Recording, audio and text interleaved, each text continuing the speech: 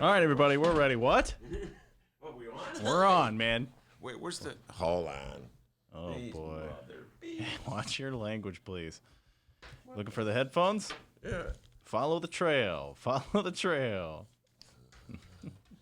God. Hey, please watch your language. It's going to be one of those days, everybody. Ben's looking for his headphones. You can't find them? Oh, my God. It's going to be one of those I don't want days. to pull a plug out, man. All right, hold on. All right, everybody. How's it going? YouTube live stream chat. Where are you at? Weigh in. How's it going? No, those are those. No. Yeah, these are these. These are these. Where are those? I'll figure it out. All right. Just put the headphones on, please. Yes, sir. Actually, let me do this real quick. Guys, I guess we're not ready. Hang tight.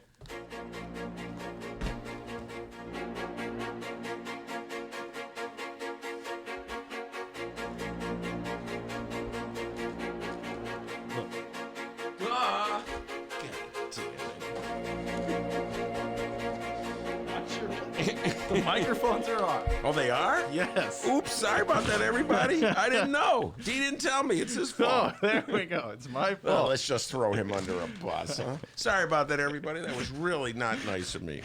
D, do that little cut out thing that you do, all right? Edit it out? Oh, yeah, that's what it's called. Well, we're live. This part doesn't get edited out. Okay, everybody. Live stream chat, where are you at? The headphones were under his paper, by the way, guys. That's kind of embarrassing. We're not supposed to tell people that, See huh? the newspaper in the corner there, guys? The headphones were under there. Oh, boy. It's going to be a long day. Good God. Man. Okay, speaking of, Ben, let's give us that, please, can you give us the song of the day? I have had this song on my mind all day. I mean, I think I was dreaming about it. It's instrumental. It's so 70s. Nobody will know about it. It is an instrumental by the Allman Brothers called In Memory of Elizabeth Reed. The live version from Fillmore East. I know all these listen. What the hell is he talking about? Wow. I do the slide guitar. Wow. We got any words for this song? No, it's an instrumental. No words. No words. Now I'll do the drums. Anyway. All right. Did you guys hear that? Memory of Elizabeth Reed. All right. How about, you want to hear a song? I mean, I don't, but. Let me see. Hey, remember that time your headphones were under the newspapers? You're getting all mad. Where's freaking Ben? beep. And then you're like, we are on the air. Oh, ooh. Sorry about that. All right, just it's fine. Just you'll sing this. I love you more today than yesterday. Hey, everybody! All right, you like that song? This is sort of. Do you actually know that song? It sounds like Frank Sinatra. I don't know. Well, that's close Your enough. Ben Joravsky show for Friday, November 15th is moments away. But before we get into this, we need to thank the following unions for sponsoring this program. First, they maybe sponsors. I don't know. After they heard Ben Joravsky cursing, the International I just said DAMN. I mean, it wasn't that big a deal. Oh, yeah. Try telling my grandma that. The International Association of Machinists and Aerospace Workers, Local 126 and District 8. The International Brotherhood of Electrical Workers, Local 9. The International Union of Operating Engineers, Local 150. And, of course, today's Ben Joravsky show is brought to you by our good friends at the Chicago Federation of Labor. Hit him with that song. Oh, I love you more today than yesterday. Hey! The Ben Joravsky show starts now.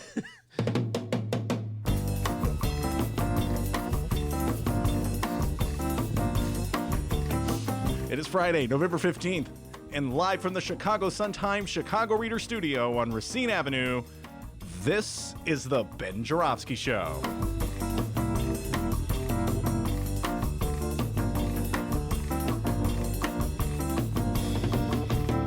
Today on the program, it's another Romano Rundown with Chicago Sun-Times editor Rummana Hussain. Sun-Times Reefer writer Tom Schuba returns. And it's the host of the Heartland Mamas podcast, the Heartland Mamas, Heidi Henry and Murray Briel. And now your host, cousin of the Heartland Mamas, Chicago Reader columnist Ben Joravsky. Hello, everybody. Ben Joravsky here. We're calling this The Show Starts Early Friday. And here's Would have been the case if you would have found your headphones.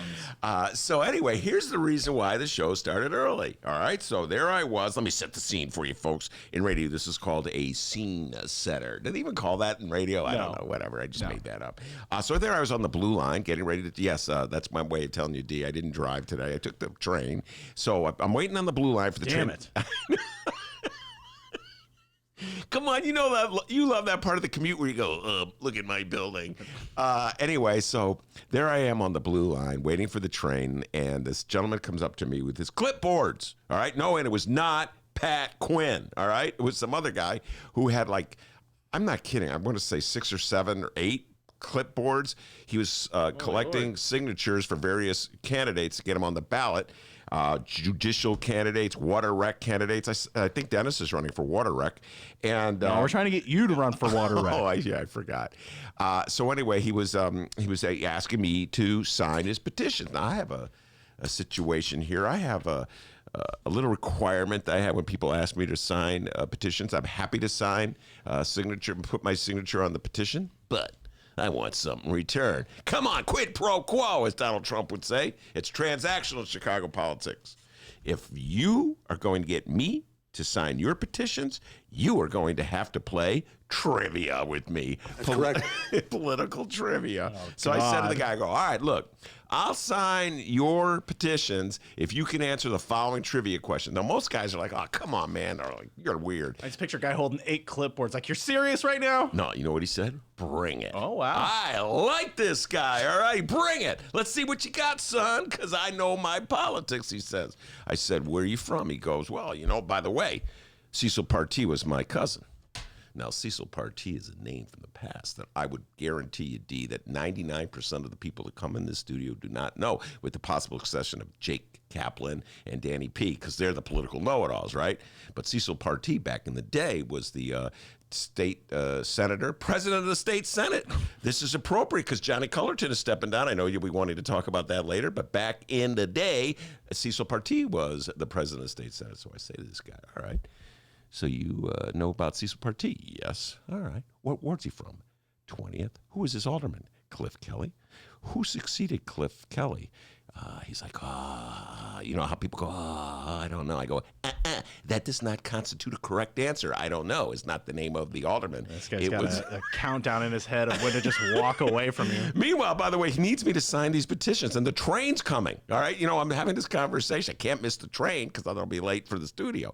So he's like, I said, nope. He goes, I said, you can't remember. Does not constitute a correct answer. It was Arenda Troutman, and that's when this guy trumped my ace. He said, no. Before Arenda Troutman, it was Lock 'em Up Jones. And I'm like, no. Lock 'em Up Jones, Ernie Jones, former police officer, was the alderman of the 15th ward. He goes, no, he wasn't. He was the 20th ward. I go, 15th, 20th. We made a bet right there on the subway platform. Meanwhile, choo-choo, choo-choo, that's a train coming into the station. So I signed, like, as hurriedly as I could. I go, you did well enough. Sign this petition and that petition and this one. Meanwhile, we get off into trivia from the 42nd ward because apparently he knows. Thank God I wasn't there. You would have been like, oh my God, like, really? Oh, yeah, that's me. So anyway, 42nd Ward, George Dunn was the committeeman, Burton Terrace was the alderman, Jesse White started out as the state rep. Come on, dude, I know my stuff.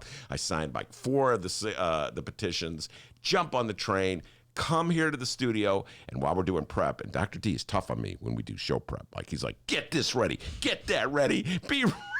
There's certain days. There's days where I can tell you're on it and you've woken up and you're good. Then there's days where you're just, whoa, like, okay. By the way, can I give a shout out to Mark Sims? He was the one who woke me up this morning at the ungodly early hour of 10 to 10 and talked to me about. See what I got to work with, guys? 10 till 10? I was up late last night, all right, man? I couldn't See what I got to work with, guys? Up late last night?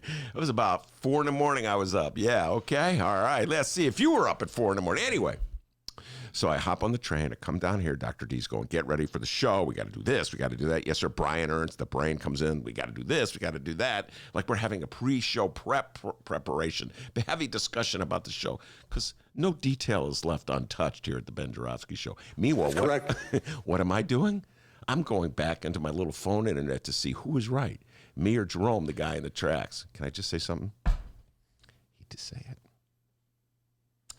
I was wrong and Jerome was right. Yes, Lock 'em Up Jones was the alderman of the 20th ward after Cliff Kelly. He was before Arenda Troutman. Jerome, you were right. Hammer was wrong. I think I'll probably see you next week on the Blue Line platform because I'm sure you'll be circulating petitions. In which case, I'm going to invite him to come on the show. I was going to say, Jerome sounds like he would like our show. Did you give him a link to listen? I couldn't because I was so busy signing his, but he gave me his phone number. Okay. So I'm going to reach out, bring him on the show. There And he knows a lot. I'll tell you what, he knows a lot about politics, and I'll say this about that. I wish everybody in the city of Chicago cared as much about Chicago politics as Jerome. We've got a great show today, everybody. Romano Hussain will be here. Yes, that Romano. She took last Friday off. We gave her the Friday off. We're tough here on the Ben Joravsky Show, but she's coming back. We have a lot to talk about, a lot of criminal justice news in the newspaper, and get her thoughts on Journalism Gate. And Dennis's favorite guest, young Tommy Schuba, who's also known as Mr. Reefer. He covers the Reefer beat for the Chicago Sun-Times, knows more about Reefer than anyone in the state of Illinois, and he'll be coming to talk about all the ups and downs in Reefer law. Just legal. Well, they did legalize it, I guess, but it is kind of comical to watch the state of Illinois stumble over this issue. Should have been legalized 50 years ago, but I guess better late than never. Anyway, Hey, maybe after the show, I'll ask him that one pressing question about Reefer. Hey, dude, you got any? No, I'm sure you're going to ask that one like 3 times. Young Thomas is, he doesn't hear that joke too often. He covers the Reefer beat, ladies and gentlemen. It's not a joke. I'll be serious. Yeah, no. Hey, come on, Tommy. Huh? Oh, yeah. Okay, I'm a professional journalist, all right? I just cover the beat. I don't smoke it. Mr. Schuba, where do we at? And then the Heartland Mamas will be here. Oh, my God, I cannot wait. Murray Briel and Heidi Henry, the pride and joy of Oswego, way out in the boonies. They're probably on their way right now driving. Oh, there they are. Don't call it the boonies. It's a little offensive, right? Is it? I don't know. Sounds like the sticks, the boonies. I don't know. We want to. Let's ask them. Okay. You know what I mean? I apologize to every guy. I got in trouble. The show's not even 10 minutes old. I'm already in trouble.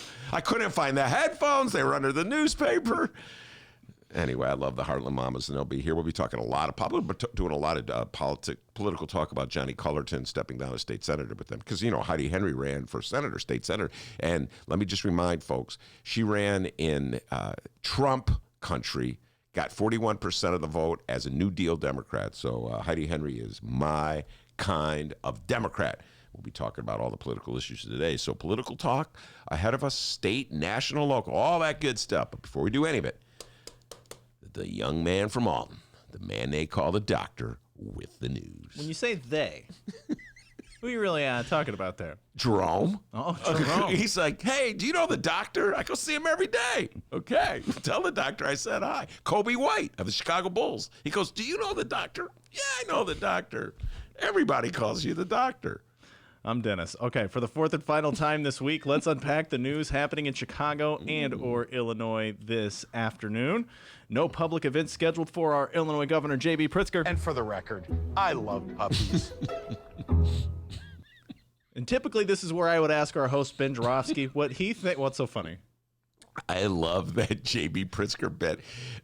Where's it from? It's from a commercial? Yeah. It was like an ad. Yeah. Because Bruce Rauner put out an ad that was like ridiculous, saying like he doesn't like puppies. Remember that? Yeah, vaguely. And then Pritzker put out. And for the record, I love puppies. Wait, could you just do your Bruce Rauner imitation? Now, typically, this is where I would ask our host, Ben Joravsky, what he thinks Governor Pritzker is doing right now at this very second. But the answer is obvious. He's listening to the Ben Joravsky Show. That is correct. So I'm going to switch it up a bit here. Okay. Ben, since he listens to the program so much, but not really, who is J.B. Pritzker's favorite Ben Joravsky Show guest? Whoa, that is a great question. It caught me off guard. He could have thrown that at me at the pre-show prep, but no. Well, you're busy looking for your headphones. But you know what? I think he's a huge fan. It's a tie. I think he's a huge fan between Maya and Monroe. He likes Maya. Anderson. Yeah, really? Maya's got that generational, that millennial fire. Burn down the house type of fire. Monroe has the wisdom of years, many years covering and following Chicago politics. So he likes it. But he could. You know what?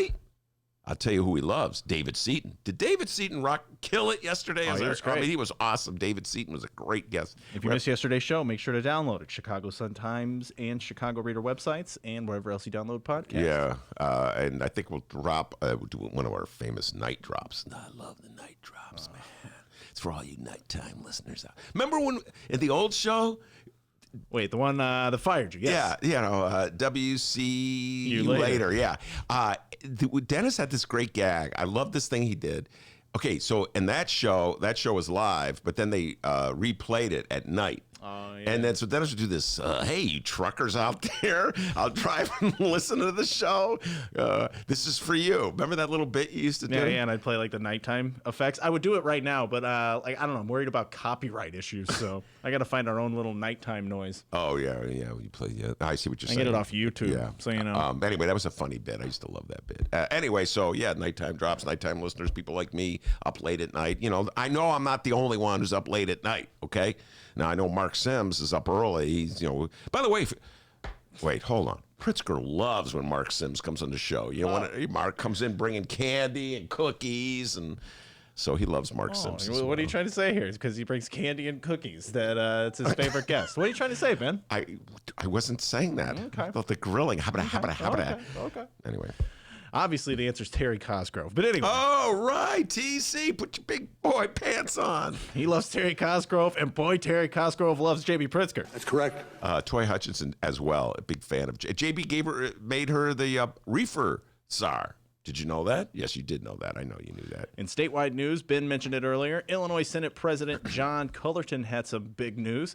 He told his Democratic colleagues during the Senate Democratic Caucus on Thursday, the final day of the veto session, that he will be vetoing himself from Illinois politics. John Cullerton announced that he will be retiring in January. The following comes from the Chicago Sun-Times and Tina Sfondeles.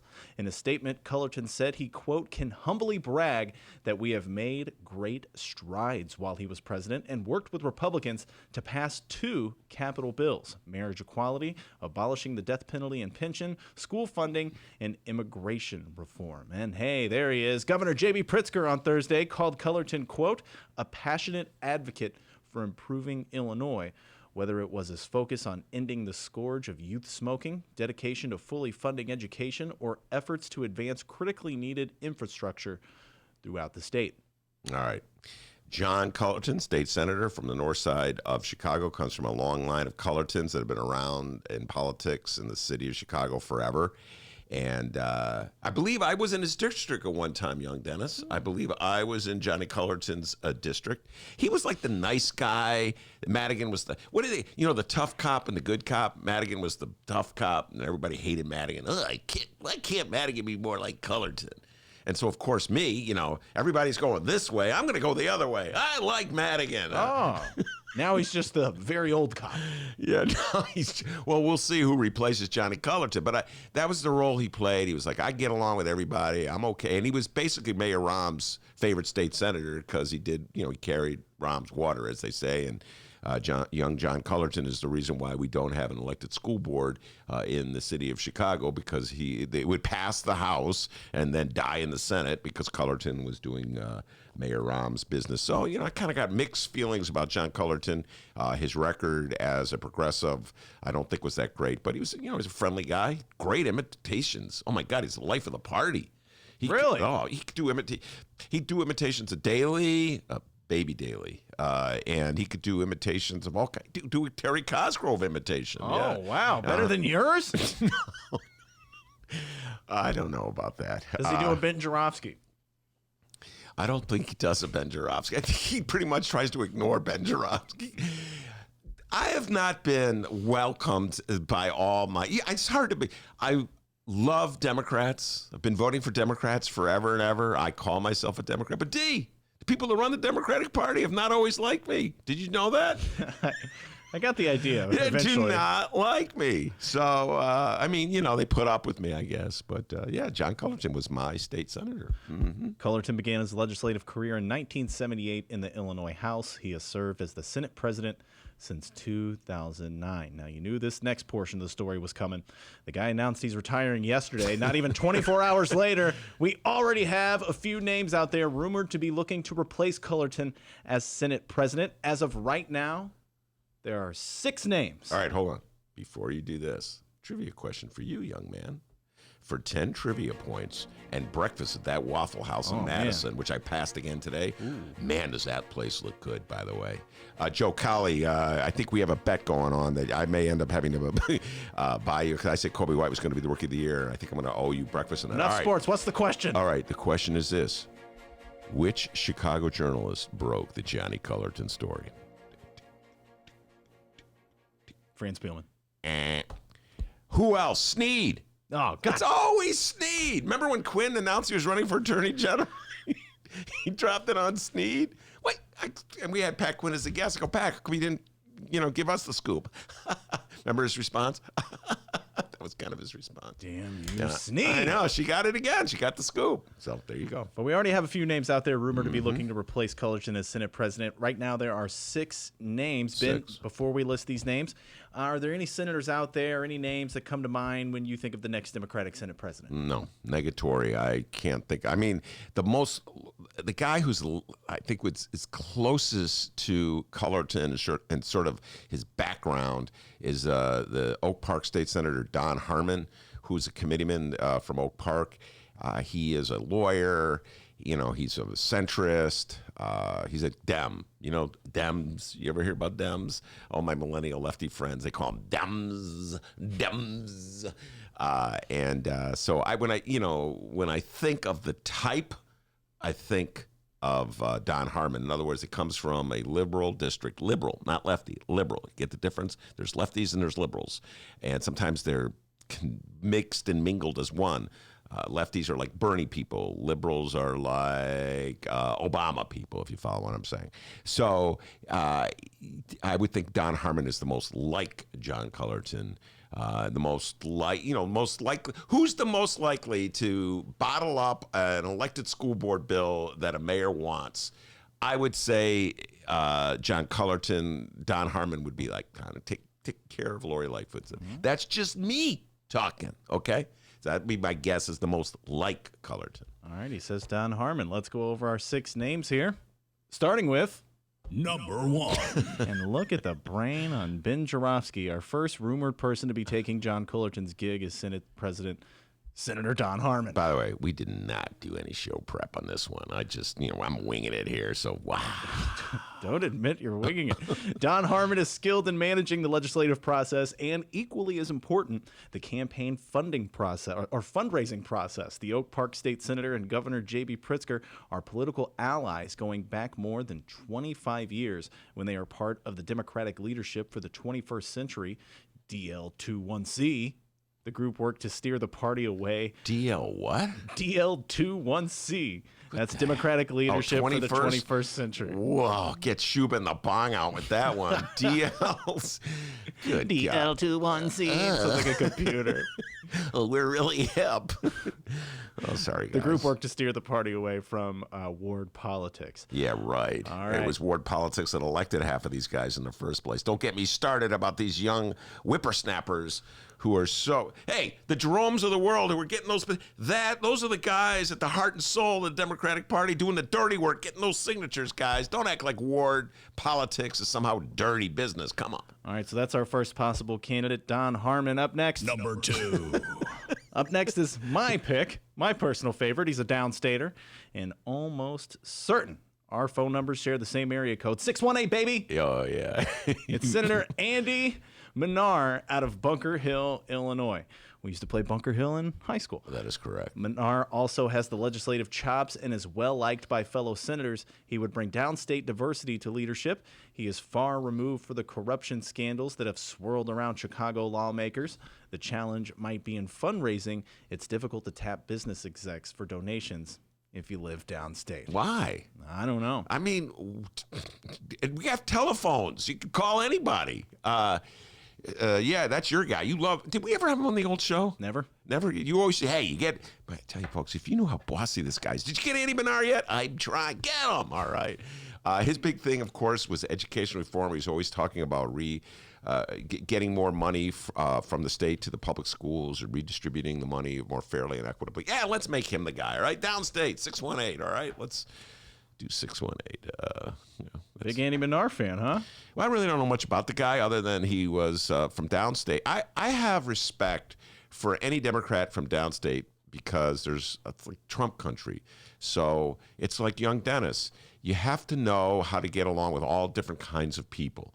And that's one of Dennis's strong suits. Coming from downstate, so he's got Trump friends and like libertarian friends, right, D? They're not all lefties and liberals. Yeah. So a guy like Manar, right there, I'm attracted to that. Like Democrats could use more of that. Well, that's why you have Heidi Henry coming in. Well, if you're so attracted, why come you in and have him on the show? As I recall, I couldn't get him on the phone. Hold on, let me call you. Andy, get here now. I can't remember. That was a year ago that you were bugging me to get him on the show. I'll never forget. Moving on. Number 3. Yeah. Up next, it's Senator L.G. Sims. Oh, from Chicago. Yeah, his district includes Chicago's Chatham neighborhood. Mm-hmm. Sims has served as chair of the Council of State Government's Midwestern Legislative Conference. By the way, that would be the COSGMLC 9326C. But anyway, he's with that conference there. So he understands the challenge of managing a group of opinionated lawmakers. All right, on to our next rumored Illinois Democratic Senate President hopeful. Number 4. Oh, you know this name here, Senator Heather Staines. Oh, Heather Staines from the north side of Chicago. She has the legislative skills and the cachet to raise cash, but it's not known yet whether she's eager to jump into the top Senate job. Staines will be a power player no matter what she decides, given she has contributed substantial cash contributions to Cullerton over the years, and he in turn spread the wealth. Staines' father is the late Harrison Staines, who was a successful Chicago bank investor. Yes, he's a successful Chicago So what do you banker. think about that, Heather Staines? Romano Hussain has entered the room. Romano Hussain is being considered as a possible contender heard that. To replace Cullerton as president of the Senate. Heather Staines. Now, that would be very similar to Cullerton as well. North side liberal, north side Democratic liberal. You probably very close to the mayor, would carry the mayor's water in Springfield. So, yeah, I could see Heather Staines being very similar to Cullerton. Heather Staines, Cullerton, and Harmon are all sort of cut from the same cloth. By the way, L.G. Sims is an attorney, and in the beginning of the show, I was mentioning Cecil Partee, who was the committeeman from the 20th Ward many years ago. But there is some tradition of black senators from Chicago holding this position. Cecil Partee held it in the 70s, and Emil Jones held it, I want to say, in the 90s and into the O's. So, maybe we should go back to that tradition. I kind of like that tradition. Right now I'm like your boy, the 618 Manar, and a black senator from maybe Sims or Emil Jones Jr. Emil Jones, the son of Emil Jones, is in there. So that's kind of where I am right now, D. Moving on. Number 5.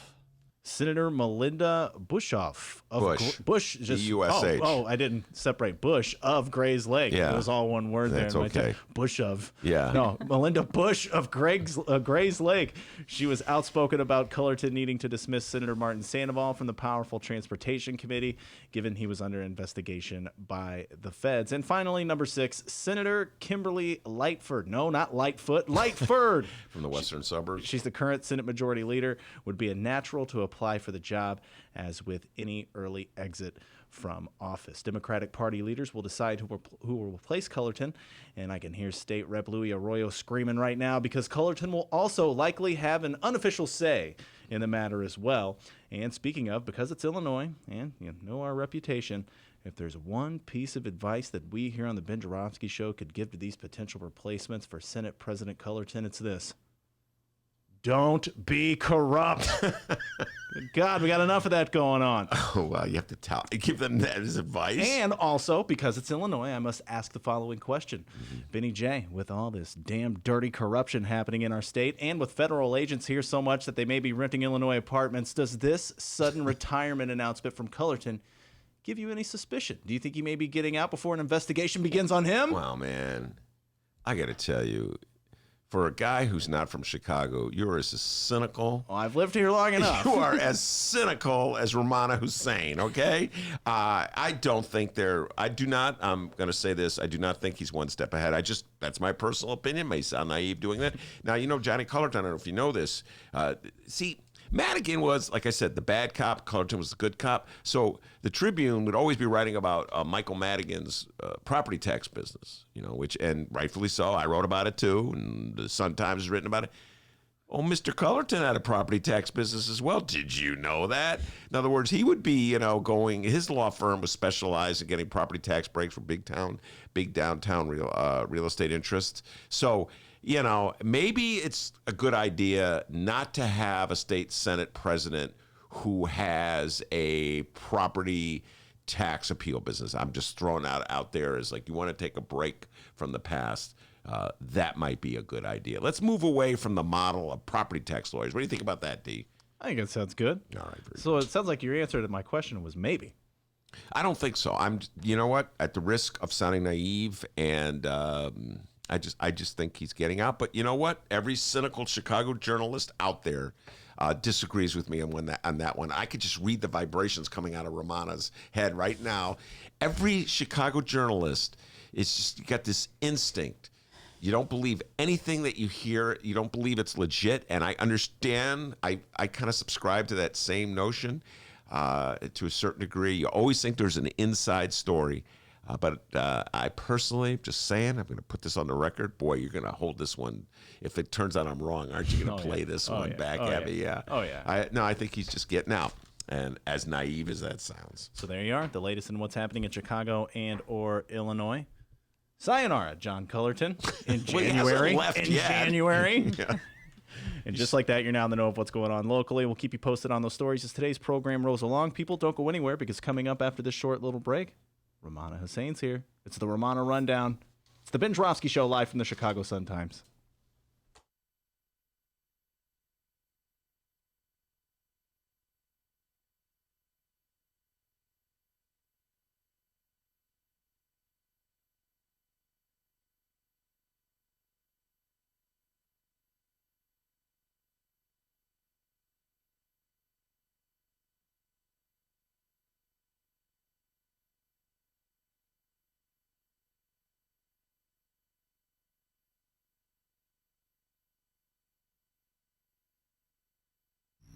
The Ben Joravsky Show is supported by Northwestern University's part-time master's program in literature and liberal studies. Students learn from dynamic and diverse faculty as they build advanced skills for critical analysis, writing, and research. Evening classes are held on Northwestern's Evanston and Chicago campuses. The spring quarter application deadline is January 15th. Learn more at sps.northwestern.edu/masters. Read the Chicago Reader to get up to speed on what's what in Chicago. Culture, food, arts and entertainment, weekly concert listings, weekly event listings, the environment, travel. I can continue, but you get the point. And for all of you Chicago political junkies, raw weekly columns on real city politics from Maya Dukmasova and our very own Ben Joravsky. The Chicago Reader, free to the public in newsstands throughout the city and online at chicagoreader.com. Read it now and be a more informed Chicagoan. Hey, everybody, what you're about to hear are the piano stylings of Jeff Manuel. Man, listen to Jeff go. Jeff Manuel has been playing piano around Chicago for years. He's played for conventions, for celebrities, played in basement bars with blues bands. He's played at prestigious social clubs, fine restaurants, and in the intimacy of private homes. Book Jeff Manuel at jeffemanuelpianist.com.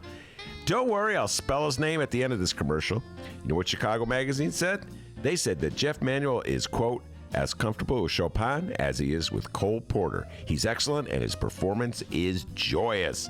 He offers an elegant stream of compositions and interpretations that entertains the mind but won't hurt the ears.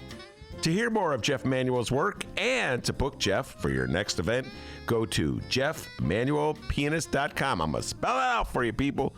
Jeff. M as in Mary, A, N as in Nancy, UELPIANIST.com. Take it away, Jeff Manuel.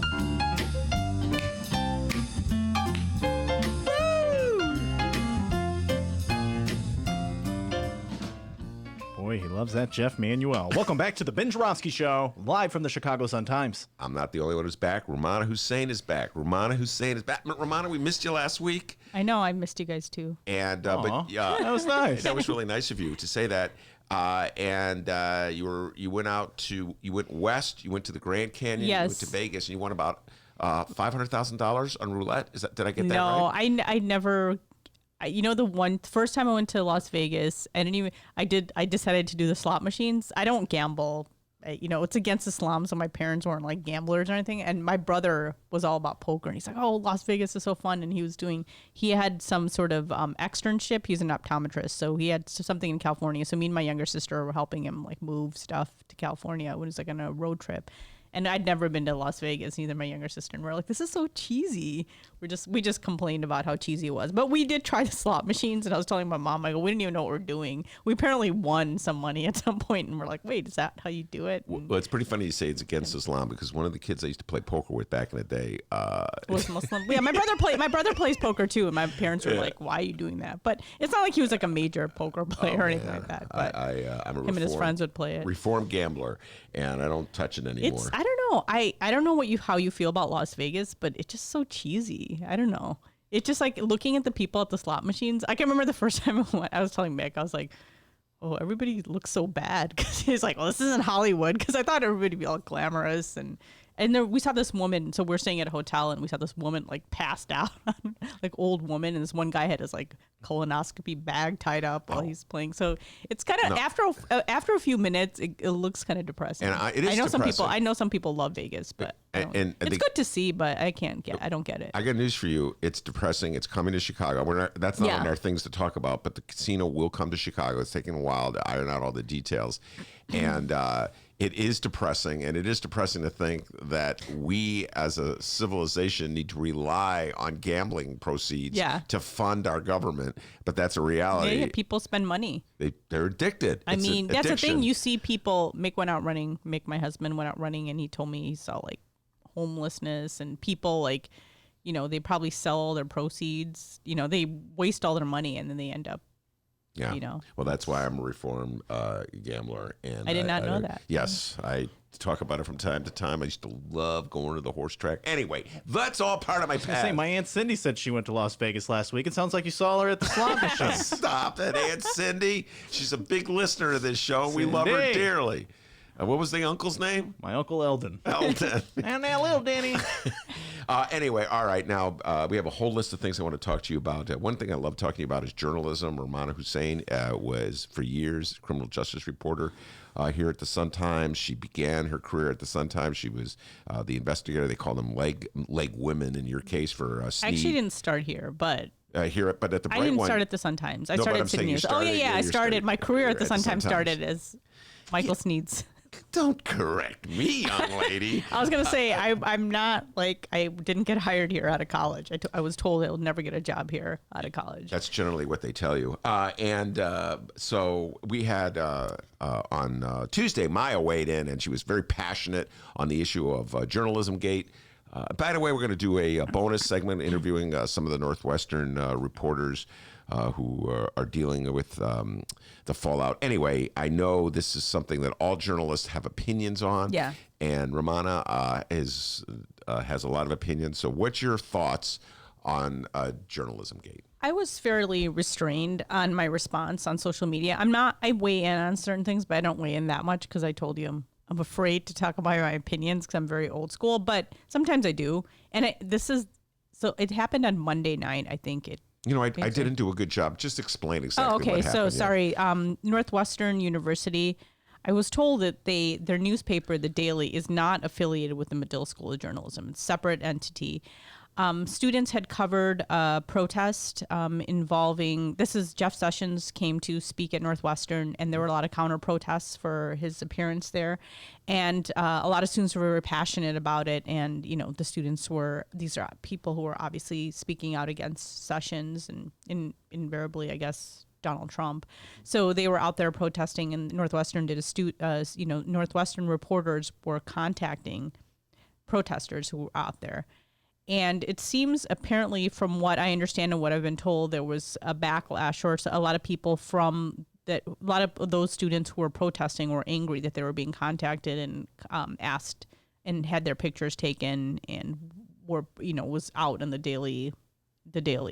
And so I don't know if it was, did they do a story on it? I was going to ask you. Yes. They actually did a story. They did several stories. So the editor-in-chief, who is actually he was a great former intern, Troy Clausen. I might be mispronouncing his name. I apologize to Troy if I am. And I know one of the photographers who erased pictures of, the protesters off his Twitter page, Colin Boyle. Mm-hmm. He's also a former Sun-Times intern. So I know both of these young men, and I worked with them, and they're very talented. I can tell you that much. And so Troy, I believe, is the editor-in-chief. He's an African-American young man. He put, I don't know who wrote the editorial, and he took responsibility for it on Twitter. I don't know if you saw, but he basically put out a statement with the staff. Look, the staff is listed under there, and he mentioned he apologized for reaching out and said it was an invasion of privacy. And I don't know if he did, but this is what the letter said. And the letter basically was apologizing, said they want to be sensitive to certain matters, which I understand, which is actually great because a lot of journalists in the past didn't have empathy, but a lot of reporters had issues with The Daily apologizing for contacting students and covering the protest. They said this is not what you're supposed. This goes against everything, the freedom of press and what it means. So a lot of people. So there was a lot of journalists going online and just venting and going crazy. And so I actually saw it on my Twitter on Monday night when it started blowing up. It was like 10 o'clock. There's a sidetrack to this because there was a Washington Post reporter who wrote about something that was happening in India. And so I responded to that, and Indian Twitter is very passionate also. And so my Twitter feed started blowing up, people calling me names and stuff like that. So that's why I looked at my Twitter at 11 o'clock at night, and that's when the Northwestern Daily story started, hitting people at it. And so there were a lot of reporters who were, a lot of people had issues with reporters going after these young students because they are students. And I even talked to a reporter here, columnist, I won't say his name, but he told me he thought it was the Onion when he read what the Daily had. And he said he wanted to weigh in on Twitter too, but he said, they're kids. And, technically they're not kids, but they are a lot younger. And a lot of people were saying, we've all done stupid things when we're young. It's not stupid. I'm not saying these guys are stupid, but we've done things that weren't necessarily right. And I know there are some journalists, and I'm included in this pack. I mean, if I read some of my stuff that I wrote in my late teens, early 20s, I don't necessarily agree with them. So I don't agree with the editorial. I don't agree with the backlash either against these students. I think it's wrong to go after certain people for certain things. I mean, and there was this ESPN reporter who had a thread on this incident, and his was one of the best ones. I don't know if you guys saw it, but he basically said, I think going after student journalists is kind of punching down.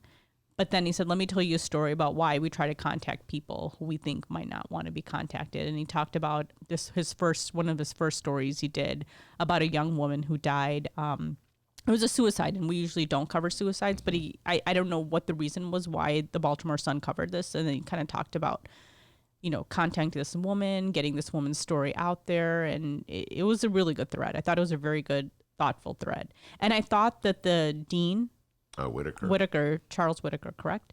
The dean of Medill School of Journalism, yes. Dean, or he's not the dean of Northwestern, right? He's dean of the Medill journalism school. Yeah, I went to Medill, by the way, as a graduate student. Let's get that out there.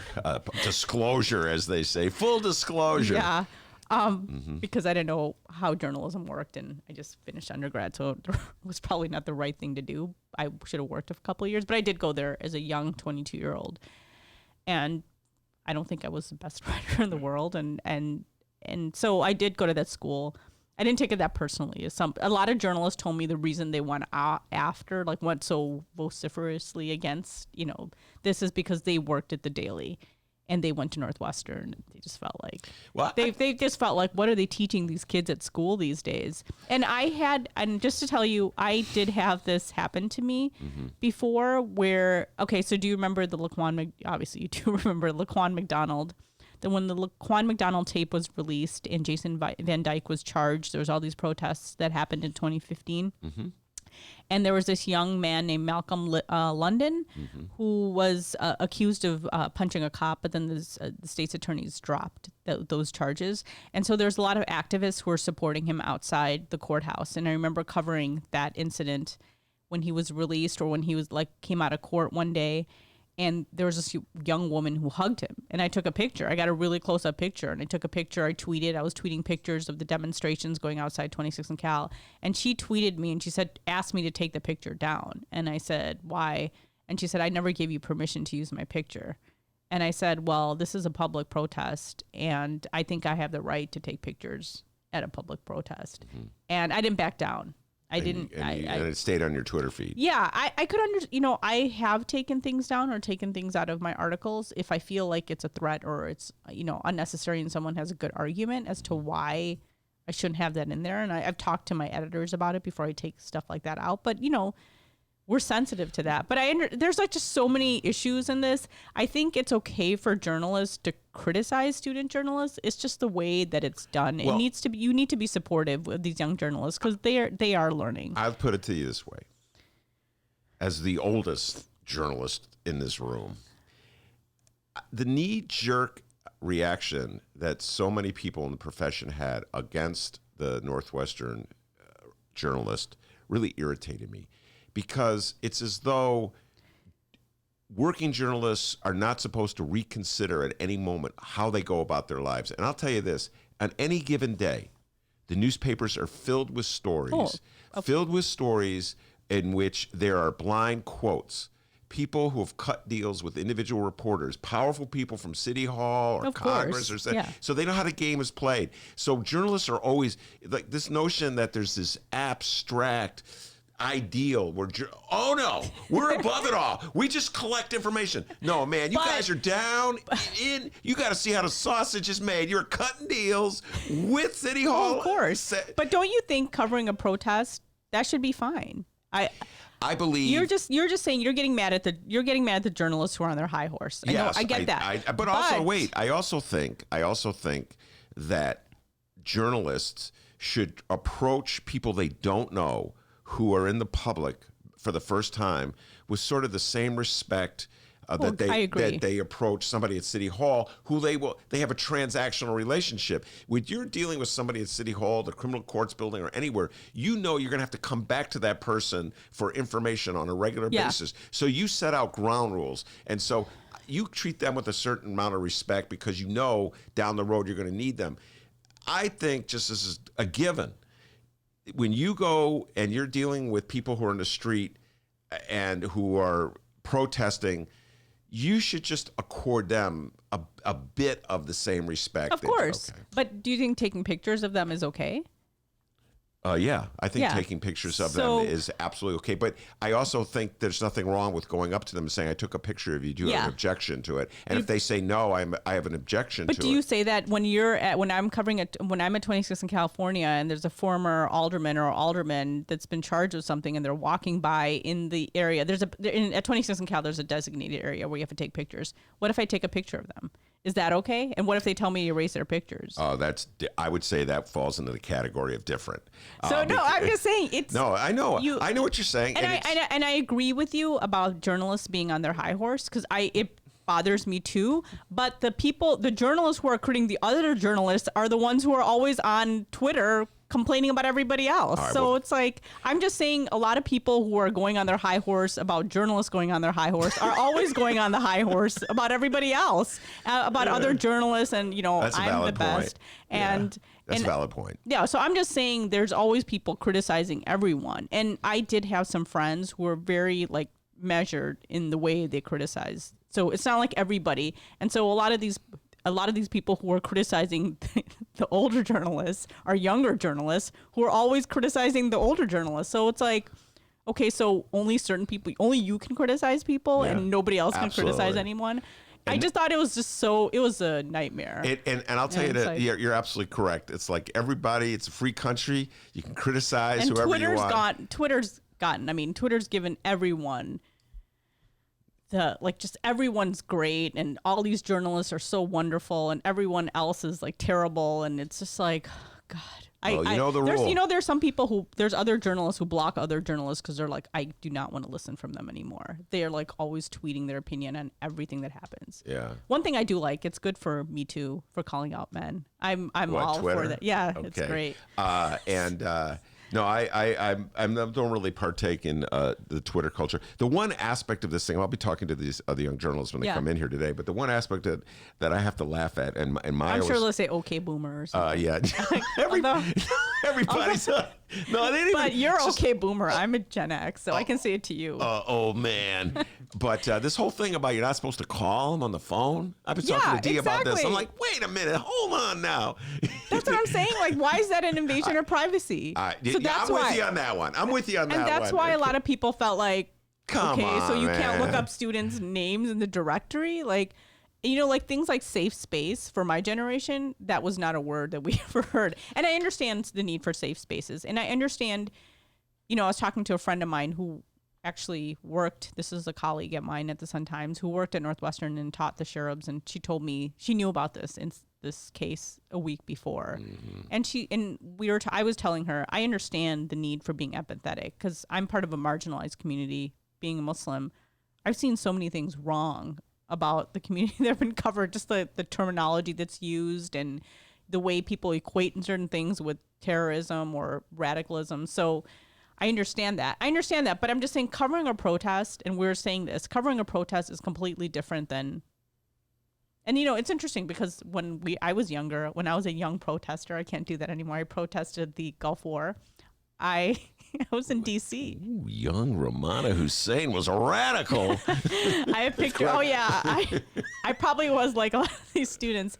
I wanted my picture in the paper. I wanted to get arrested because I remember a mosque went to D.C. and I remember I wanted to get arrested. I'm like, I hope I get arrested. Wow. And then somebody's like, how are you going to explain that to your dad? And I remember I was saying, I don't think my dad would care that much if I got arrested for that. Oh, okay. But I think he'd still get mad at me. Yeah, he probably. But then I was like, I guess I can't go crazy and throw don't know. things. So it's a very interesting time, and journalism is changing, and we do need to be sensitive. And I think these students had their hearts in the right place. All right, I can tell you that. let's leave it at there because we could talk about this forever. Two know. journalists in a room could talk about journalism forever. The other thing I want to ask you about, it was in the Tribune, not the Sun-Times. I didn't see it in the Sun-Times. FBI releases Commander Burge record from decades-old probe. This ran in today's Chicago Tribune. Very interesting story by Jeremy Gorner, who got a hold of FBI files that the FBI collecting about the former police commander John Burge, who'd been torturing black suspects, and forcing confessions out of them. We're still dealing with the fallout over this. This goes back to the 70s, 80s, and even I think in the early 90s. Very revealing memorandum in the FBI files about the FBI knew about. Yes, they said that John Burge was on their radar since. This is according to Jeremy Gorner's story, that he was on their radar since the early 90s, which is over 25 years ago. And I think there was some commentary in there about how the allegations were too old for them to go after John Burge. And so this is the early 90s, and his perjury and obstruction of justice federal case, which I covered, he didn't get charged with those until 2008.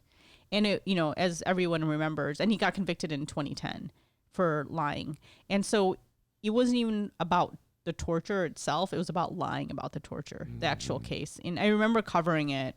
And I can tell you there were some veteran journalists who were there. I sat next to John Conroy some days from the Reader, who actually broke the John Burge allegations, didn't he? Like in the early 80s? He did the groundbreaking investigation. And I can tell you there was a veteran TV journalist who told me that John Burge was very popular with reporters. People would hang out with him. And so a lot of people blew off. A lot of reporters even blew off the allegations when John Conroy first reported on. Isn't that interesting coming out of the conversation we just have about how I agree. Reporters on their high horse. I agree. Just throwing that out there. This journalist told me, she goes, she said she has to hand it to John Conroy. She was telling me that people were just kind of, people hung out with John Burge. He was a very popular, I forgot who she compared him to, but she said he was somebody that was really popular and all the journalists liked. No, I agree. I'm not, the thing is, I'm not one of those people who thinks means journalism is, can't be criticized. I think journalism can be criticized. And that's why we're having all these younger students realizing that journalism hasn't always been done right. And it still isn't being done right every day. Absolutely. And it's under siege right now on so many fronts, particularly Trump. Yes. But it's like, you still cover the news. That's my problem with it. It's like, you don't pretend things aren't happening either. Whether it's a left or the right. Yeah. That's the way I see it. All right, let's go back to Burge. Anyway, so the FBI said that too much time had been spent, so they felt like they didn't have they didn't have the authority to charge him, which is very interesting.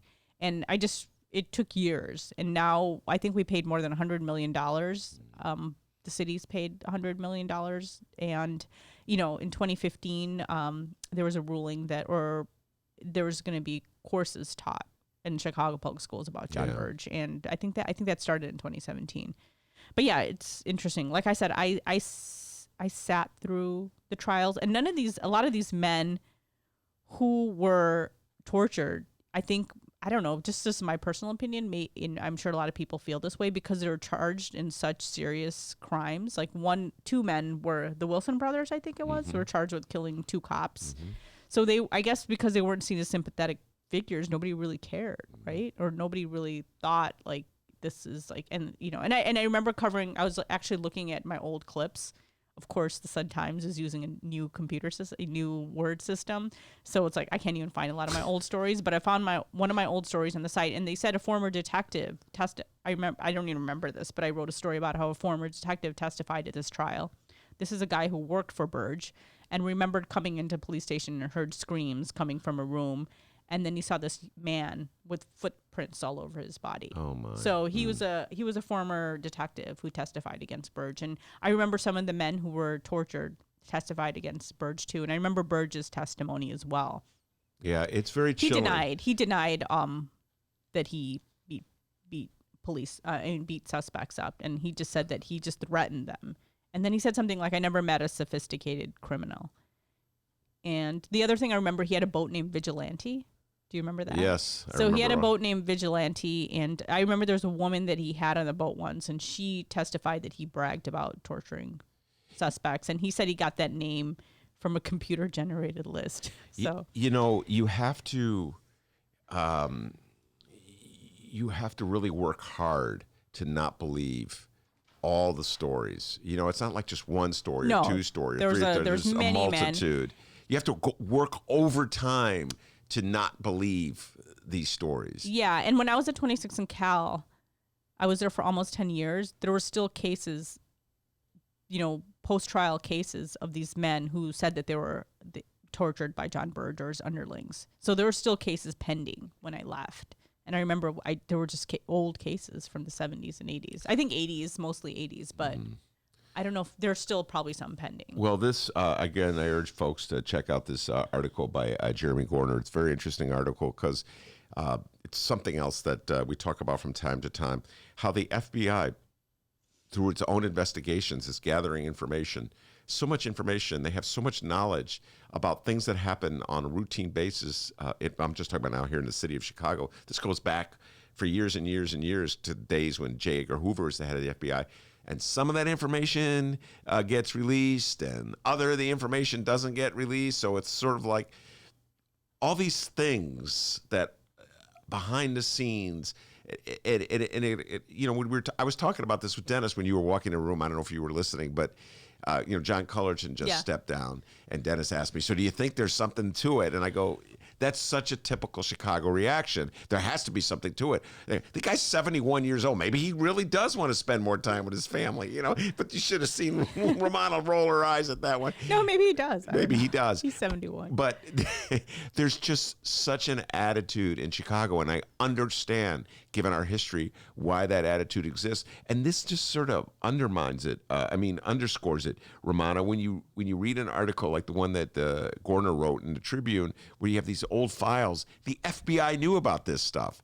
They had investigated, but they had, for whatever reason, as you cited, they decided not to prosecute. They just kept it hidden in these files. Yeah, you hear people with conspiracy theories and you think they're crazy, but a lot of times when you hear about what the FBI did or what our government did, you're like, these things can happen. Yes. So it's good to be skeptical. Sometimes I'm not skeptical, and I should be skeptical. I think, I think just covering that case just, made you realize so many people turned a blind eye to it, or they probably just didn't.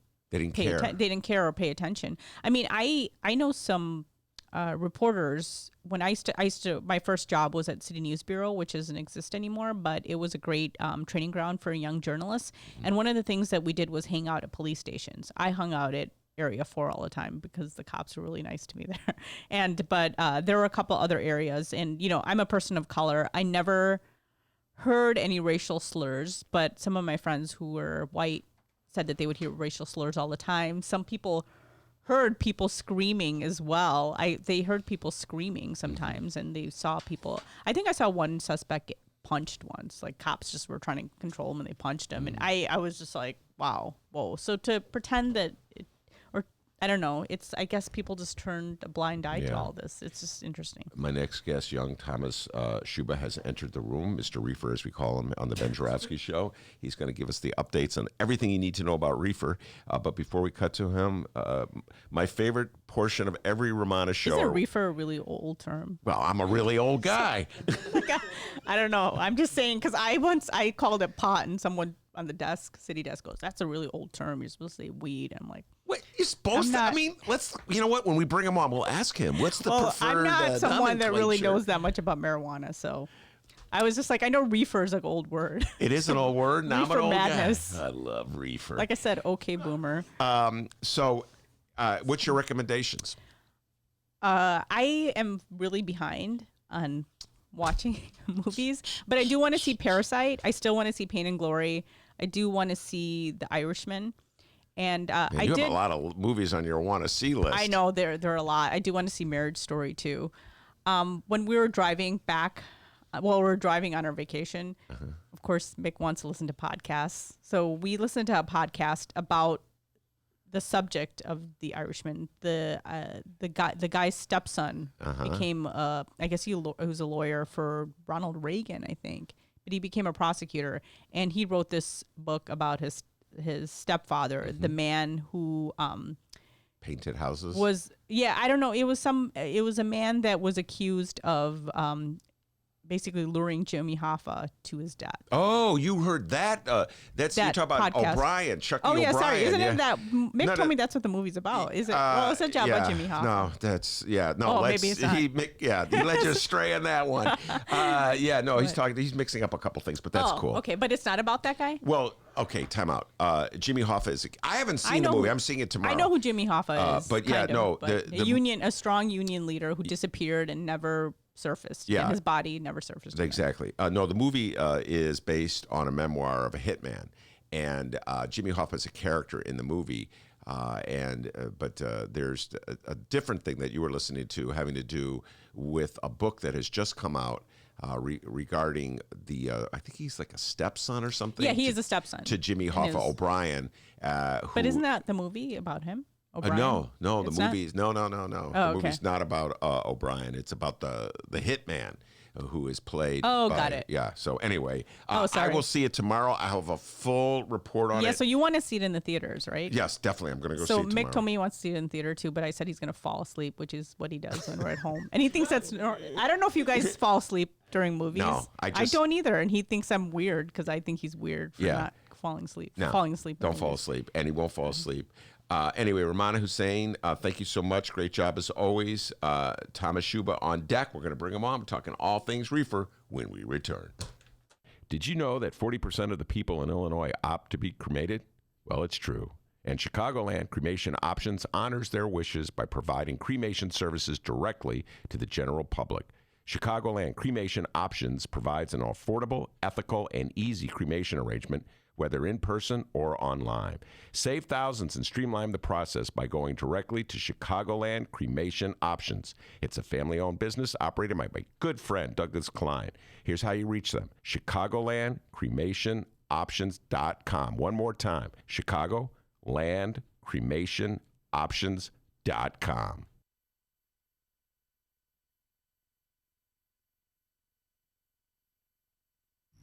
The Ben Joravsky Show is supported by Northwestern University's part-time master's program in literature and liberal studies. Students learn from dynamic and diverse faculty as they build advanced skills for critical analysis, writing, and research. Evening classes are held on Northwestern's Evanston and Chicago campuses. The spring quarter application deadline is January 15th. Learn more at sps.northwestern.edu/masters.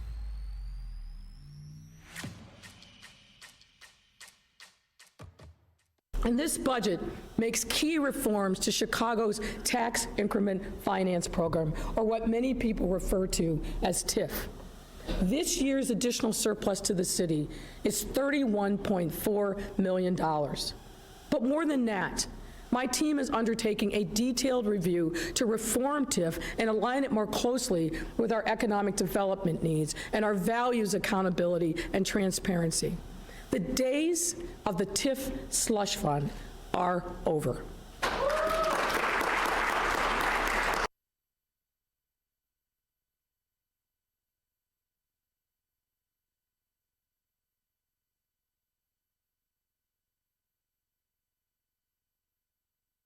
After years of neglect, Illinois is finally getting its mojo back.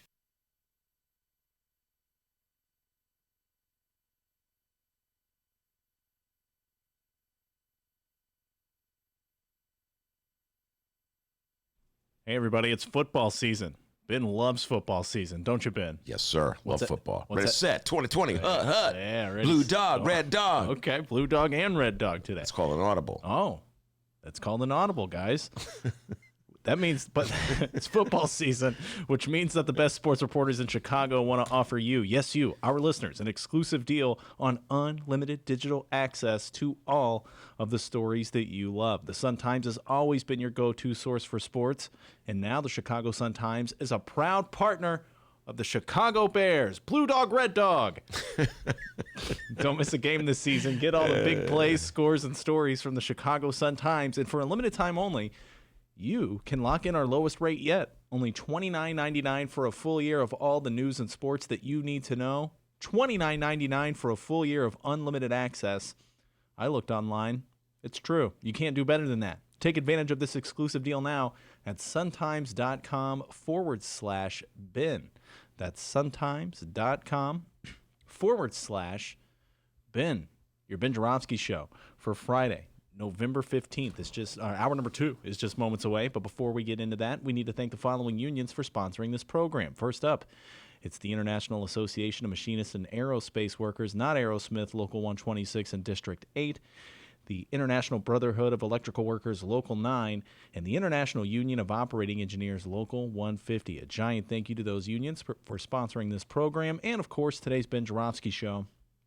It's brought to you by our good friends at the Chicago Federation of Labor. Hour number 2. Let's do it.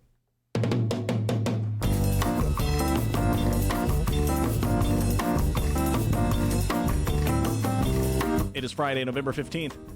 And live from the Chicago Sun-Times Chicago Reader Studio on Racine Avenue, this is the Ben Joravsky Show.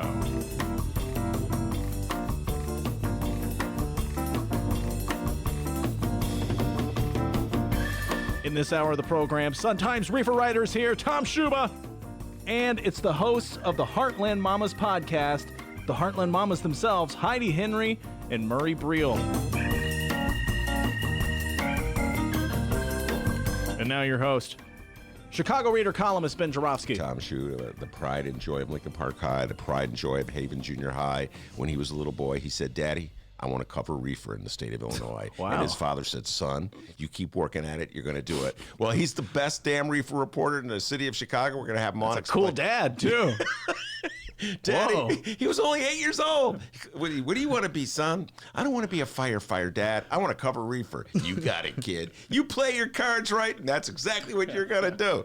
And that's what he does so well for the Chicago Sun. I have all these questions I've been waiting to ask. I tried to get him on last week, but he had a dentist appointment. But I got him on now, and I'm happy to have him. All this, we're going to lay it out for you folks. Everything you need to know about Reefer in the state of Illinois. Is it legal? Are they going to impound my car? Is the city of Chicago going to make any money about it? Who's going to get these licenses? Is it legit? All these questions Tom Schuba can answer. Before we do that, D, you got an update? Absolutely, I do. Earlier in the program, we were so focused on J.B. Pritzker and John Cullerton, we forgot to talk about our Chicago mayor. This little light of mine, I'm going to let it shine.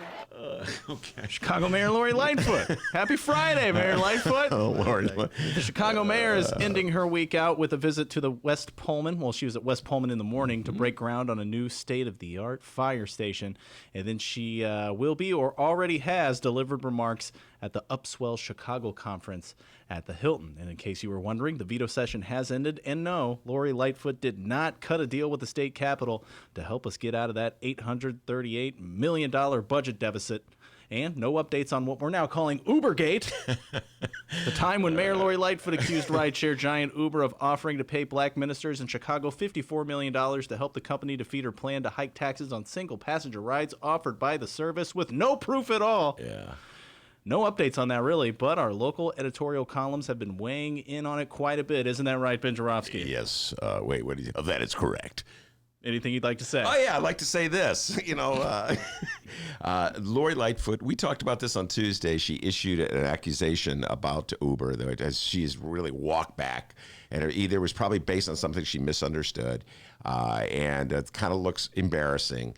And so here we have a situation where Uber is throwing out one set of statistics, and Lori Lightfoot is throwing out another set of statistics about ride sharing and the amount of money we could generate from taxing it. And this is kind of relevant to what we're going to talk about with Tom Schuba to a certain degree, because they're banking on getting money from taxes that have not even been implemented and instituted. And so there's a tendency in a part of mayors to exaggerate the amount of money they're going to get before they institute the tax. Why, you ask? Good question, Dennis. Because they want to be able to say they're fiduciary wizards who figured out a way to balance the budget without raising your property taxes.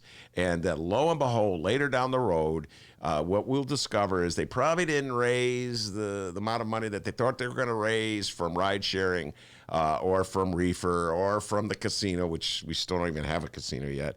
And guess what they're going to have to do? raise your property taxes. And part of this is also a result, I'm going to throw this out there, that they just absolutely refuse, the mayors of the city of Chicago, Mayor Lightfoot, Mayor Rahm, Mayor Daley before Mayor Rahm, to employ what I would call progressive taxes that my friends of the lefty persuasion really want them to do. It's like Carlos Ramirez Rosas advocates it, Stacey Davis Gates advocates it.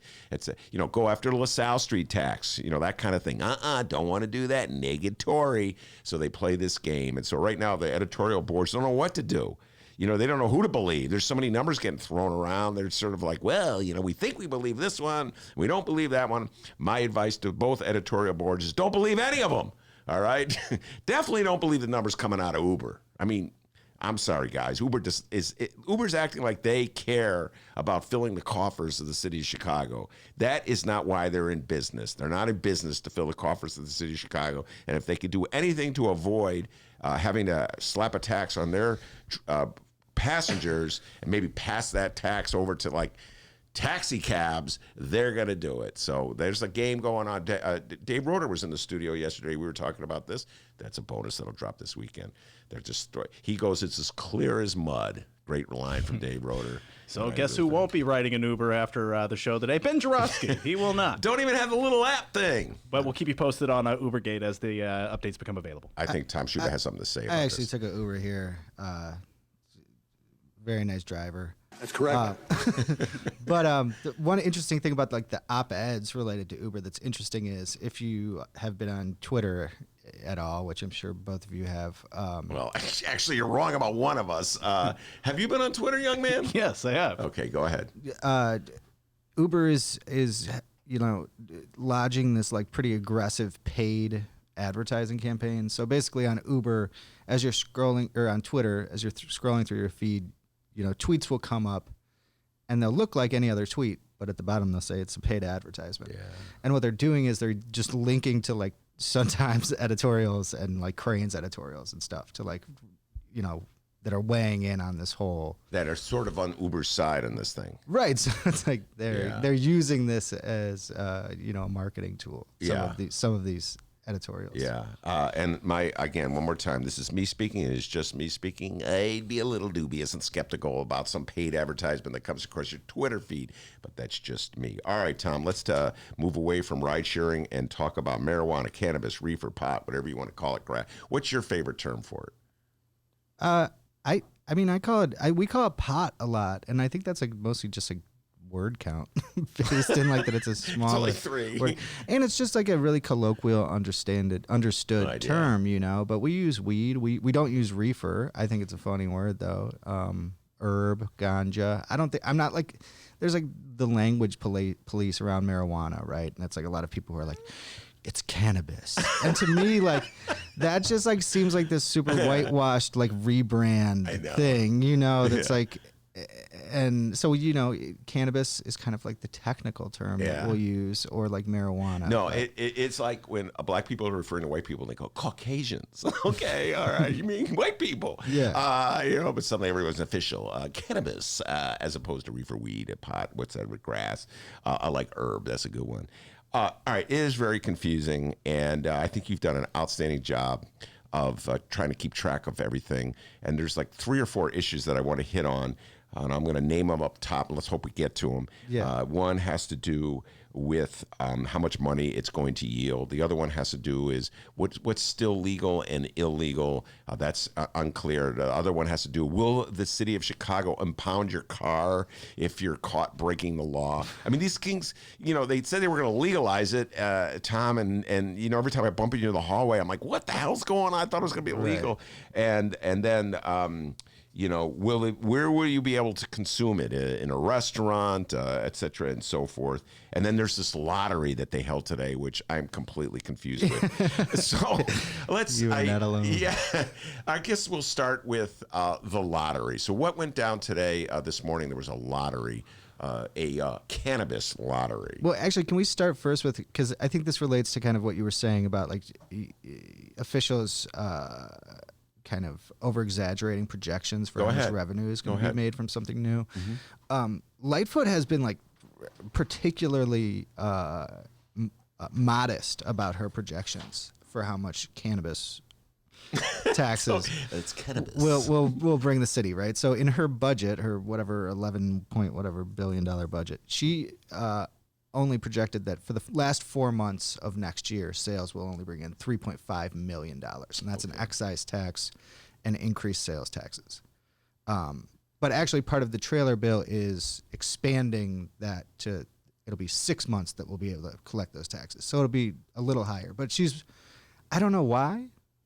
I think it's to prove the point, or to reaffirm the point that she's tried to make, that like this isn't the fix for the economic ills of the city of Chicago. Mm-hmm. But they did the same thing in different states. Nevada, they kind of like lowballed estimates, and then when they greatly exceed that, it looks better than like it fell short or we didn't budget enough money for this. So I was being unfair to the city of Chicago when I said they were anticipating great revenues so far. But so I apologize in this to case, Chicago. Yeah. In this case, Uber is a different thing, and the casino is something else completely. All right, so they've lowballed the estimate, and they still when you talk about the months, I was a little confused what you were getting at, the number of months that they can collect the tax. What were you talking about? Yeah, for some reason, and I'm not exactly clear on why this is the case, but initially in the statute, it only allowed localities to start collecting sales taxes from marijuana, local sales taxes, for the last 4 months of next year. I see. And now next year they passed this legislation that expands that to starting in July, so it's half the year. I see. I get you. I don't know what the machinations or what the reasoning is behind that, but that's kind of just the letter of the law. If they can confuse you, they will confuse you. All right. So, what was the lottery about today? Okay, so the lottery was about. I'll kind of start from the top here. So, under the mayor's zoning ordinance that passed, I think it was end of last month. The city was split into 7 cannabis districts, right? And so they basically just chopped it up directionally. And under the plan, 7 recreational dispensaries will be allowed in each of those 7 zones. Mm-hmm. So this lottery was to determine where the first recreational shops will be located. So, the big players in the game, like Cresco and PharmaCann and GTI, that have multiple dispensaries and are, while being headquartered in Illinois, have operations in multiple states. They're kind of, at the crest of kind of the corporatization of marijuana across the country. Mm-hmm. And so basically those companies had the best shots of getting the best choices for zoning district locations, right? And they did. Cresco got the first pick. GTI got a bunch of the first, I think Mitch Dudek, shout out Mitch Dudek, he was covering for me and reporting at the actual lottery today, and I just had a brief minute to glance at his story that he just filed. But PharmaCann had a bunch of the early picks too, so, and pretty quickly the central district, right, that encompasses the loop was knocked out. All 7 of those spots were taken. And it took, I think Mitch wrote 21 draws for someone to pick the far south side district. So everyone was kind of like, central district, north side, northwest side, kind of areas close and adjacent to the downtown area. So in other words,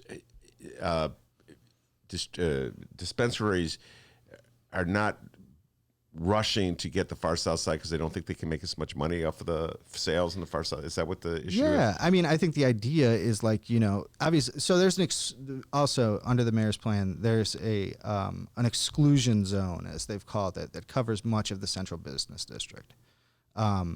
So like, Michigan Avenue, the heart of downtown, there can't be pot shops there, and a pretty big swath of downtown.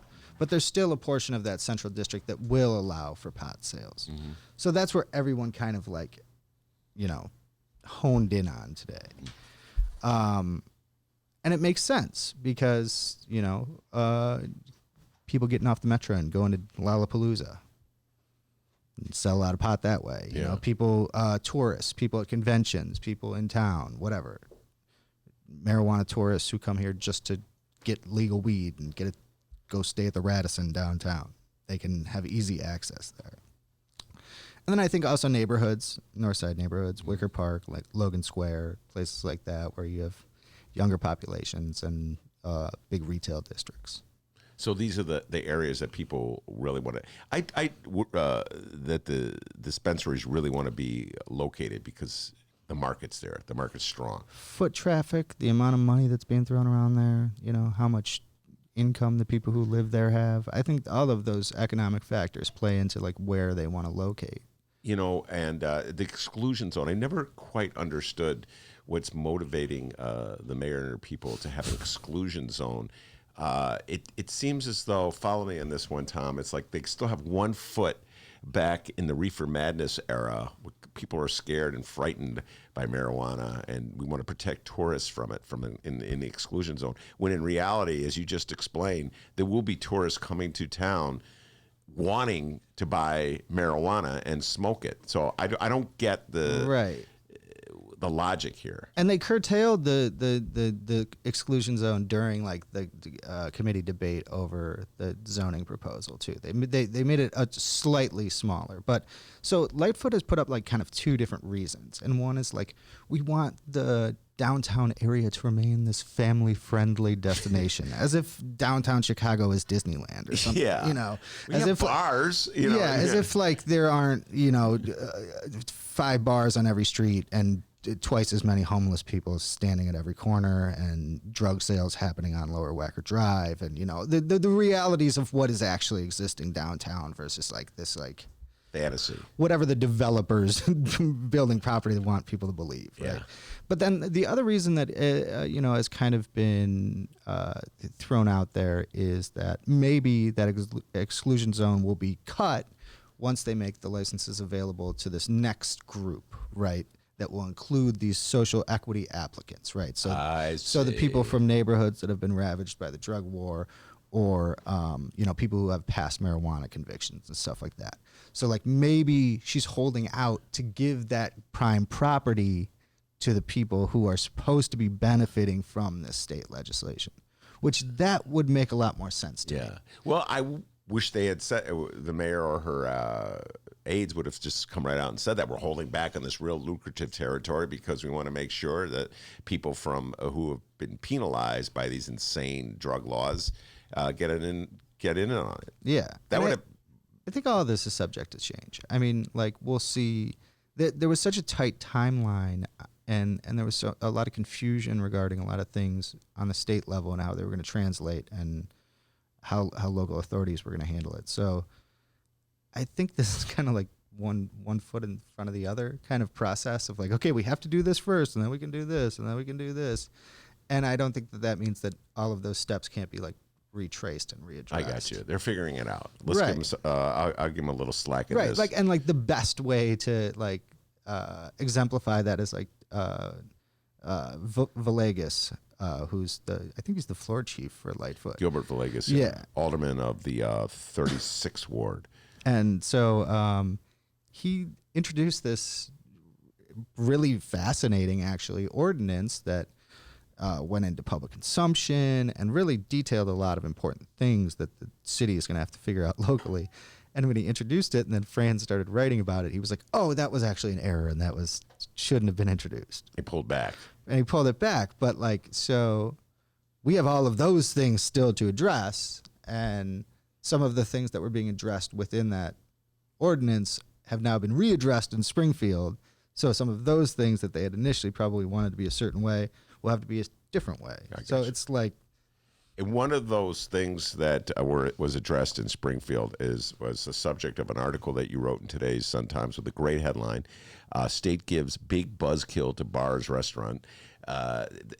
One thing about legalization of marijuana has been a godsend to headline writers who are having a field day with reefer jokes.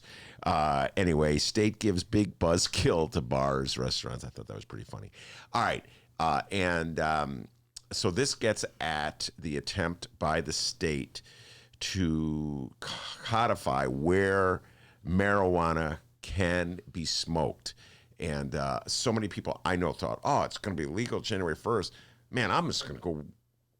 I could smoke reefer right now and go walk down the street with it. It's not going to be that way. So explain where you can smoke marijuana. So the idea of public consumption is really important in the wake of legalization for a couple key reasons, and the most important is because historically, even post decriminalization, right, like when we stopped arresting people for small amounts of pot, started ticketing them, black people were still so disproportionately impacted by that type of enforcement, right? And so if you, let's say you have, and Carlos's story from last week about CHA making clear that Ballesteros. making clear that you can't, use cannabis post legalization in CHA facilities. Yeah. That kind of like is part of this whole thing, right? That's a great story. So CHA residents or homeless people or people who live in apartments where their landlord won't allow cannabis use, or tourists who are staying in hotels and want to use cannabis but can't in their hotel. Where can they do it, right, is the question. They don't want to go outside. They don't want to be subject to a ticket, fine, all of these things. So that's where public consumption spaces come in. And initially what the state had done was lay out something that was extremely broad, and we're basically kicking the can to municipalities to figure out how they wanted to regulate which spaces could allow for them. And the language was extremely loose, right? So it could have meant by the letter of the law that it could have been allowed in all of these places. And on top of that, it noted that these places would have an exemption to the Smoke-Free Illinois Act, and which was, a contentious law at the time that, stopped people from smoking in public places. Mm-hmm. And so the lung people and the heart people and the public health advocates pushed back, and Staines and Cassidy and the other sponsors decided we have to go back and we have to tighten this up and make it more clear. So what they've come to now is it can only be at dispensing locations, dispensaries. So, they could have like a smoke room next door. You buy the pot, you go next door, you light up, you smoke a joint. Or at places like cigar clubs, or that function like cigar clubs function now, which is in itself kind of a problematic setup because it gives dispensaries yet another outlet for revenue, right? Mm-hmm. And another opportunity to make money and be more of a draw. And it also, public consumption spaces were supposed to be like, okay, this is a lower barrier to entry to the marijuana industry. I don't have to get a license. I don't have to get this. I can just cook meatloaf with weed in it. People will come to my restaurant because they want my world famous meatloaf weed. That sounds good, actually. It sounds great. And that's kind of gotten nixed, right? Yeah. And then you have the issue also of like, okay, so if you independently want to set up a smoke lounge like a cigar lounge, where's your revenue coming from? A cigar lounge sells cigars. If you just have this lounge, you can't sell marijuana. You don't have a license to sell marijuana. So I'm going to have a BYOJ place, bring your own joint place that I don't have money to pay the rent for. Yeah. I just don't understand it. So in, other states, I understand, there's been weird systems set up at music venues or different places where it's like, hey, make a donation and we'll give you this T-shirt. But the T-shirt comes with an eighth of weed or something. So it's like, this kind of workaround thing. So we'll see how it plays out. I'm 100% confident that this is an issue that's going to be readdressed probably more than once. Oh, yeah. We're finally seeing some restaurants open across the country that allow cannabis use and cannabis-infused foods. So I think once kind of like the initial outrage and confusion over this whole thing wears off, that we'll see some progress. Well, there's this issue of secondary smoke.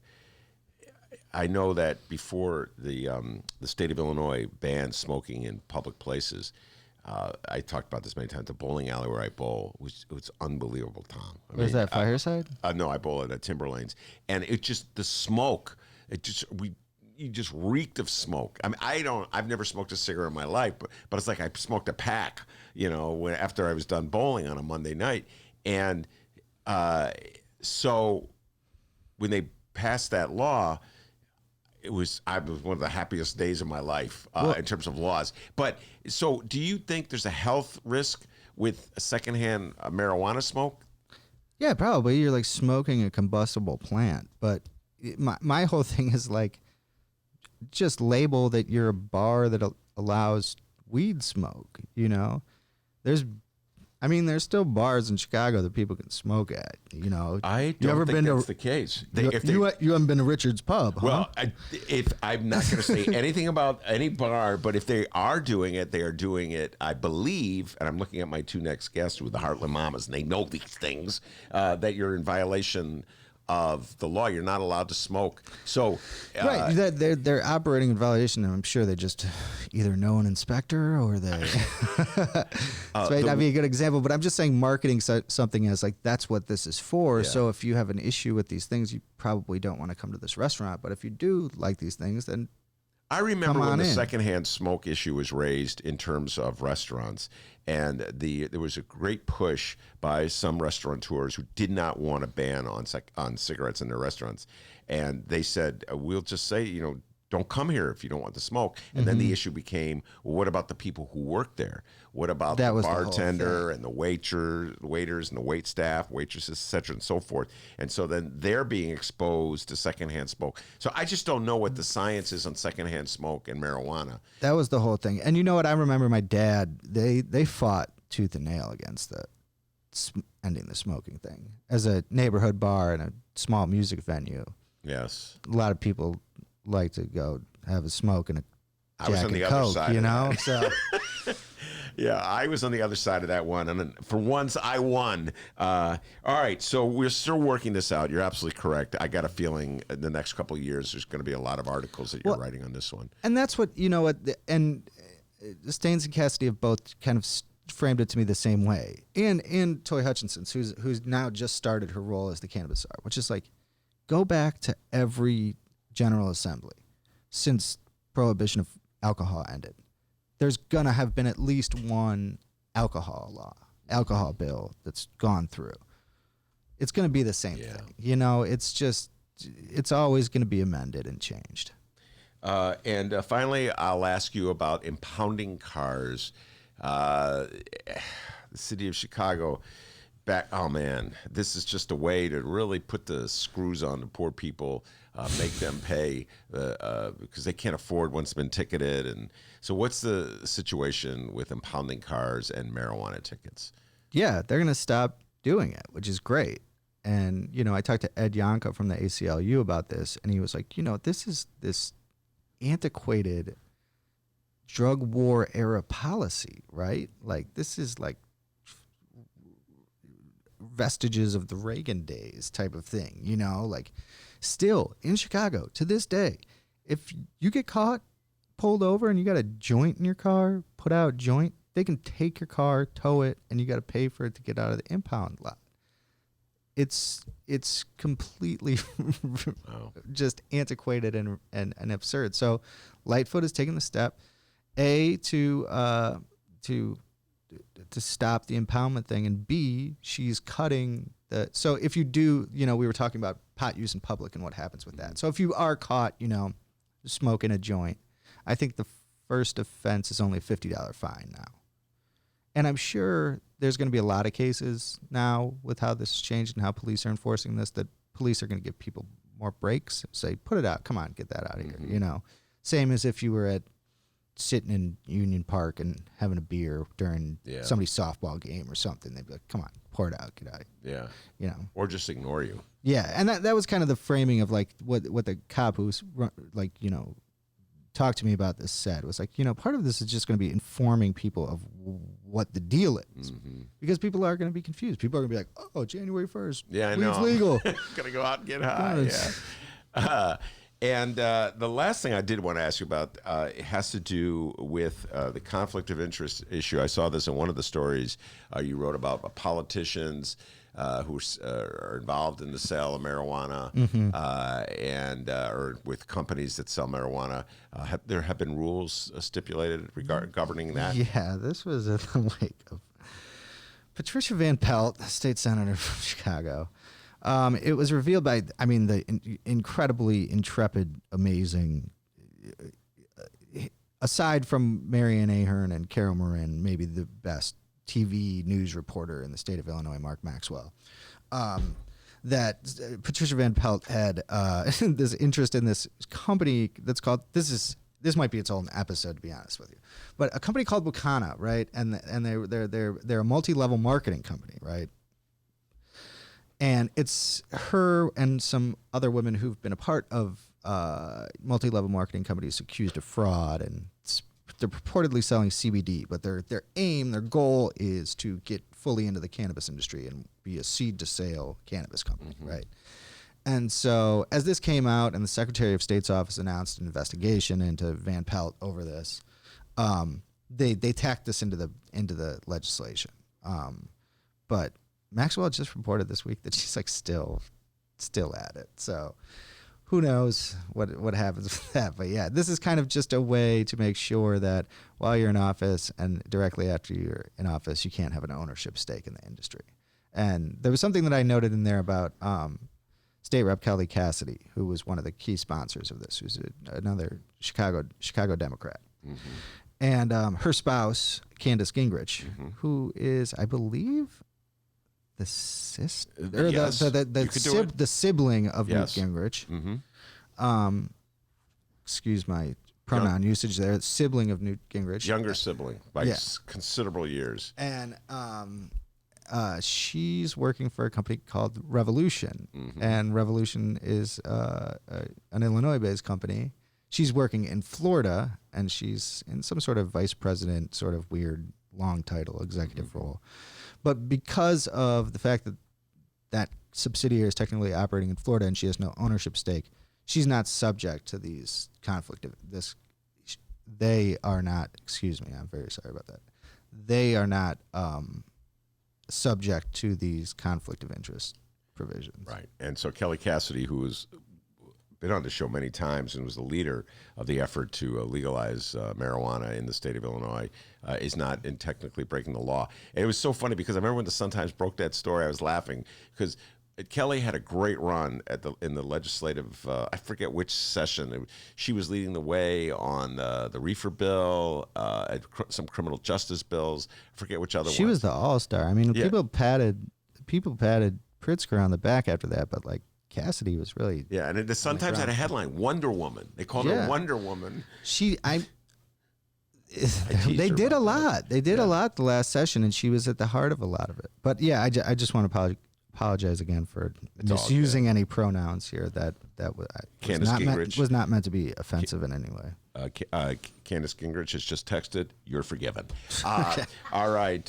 She did not actually do that. I just made that up. Tom Schuba, it's a pleasure as always talking to you. We're going to get you on a regular basis as much as we can get you back on the show to give us updates on this cannabis.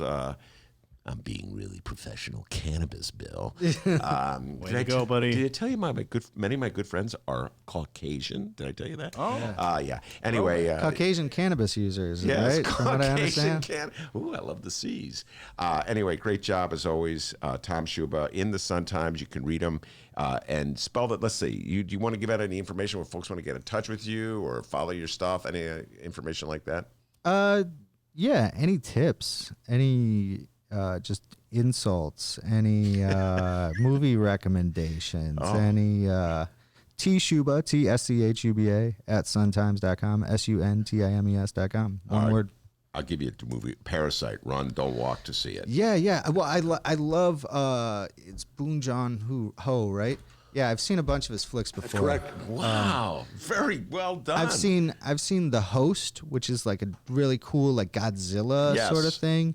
I've seen The Handmaid recently. That was cool. Okja, which is on Netflix. And then Snowpiercer. I don't know if you've seen Snowpiercer, but that's like one of the best movies of recent years. But I haven't seen Parasite yet.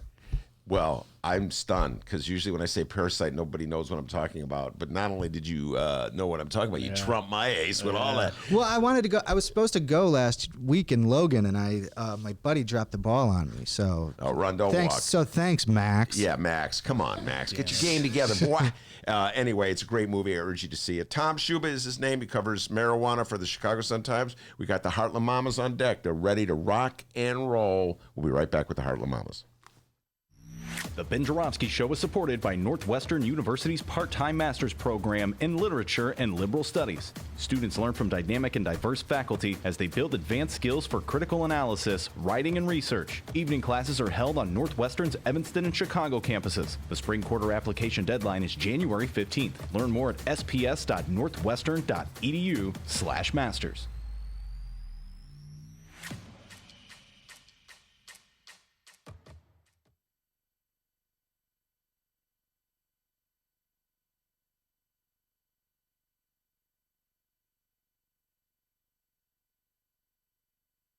Read the Chicago Reader to get up to speed on what's what in Chicago.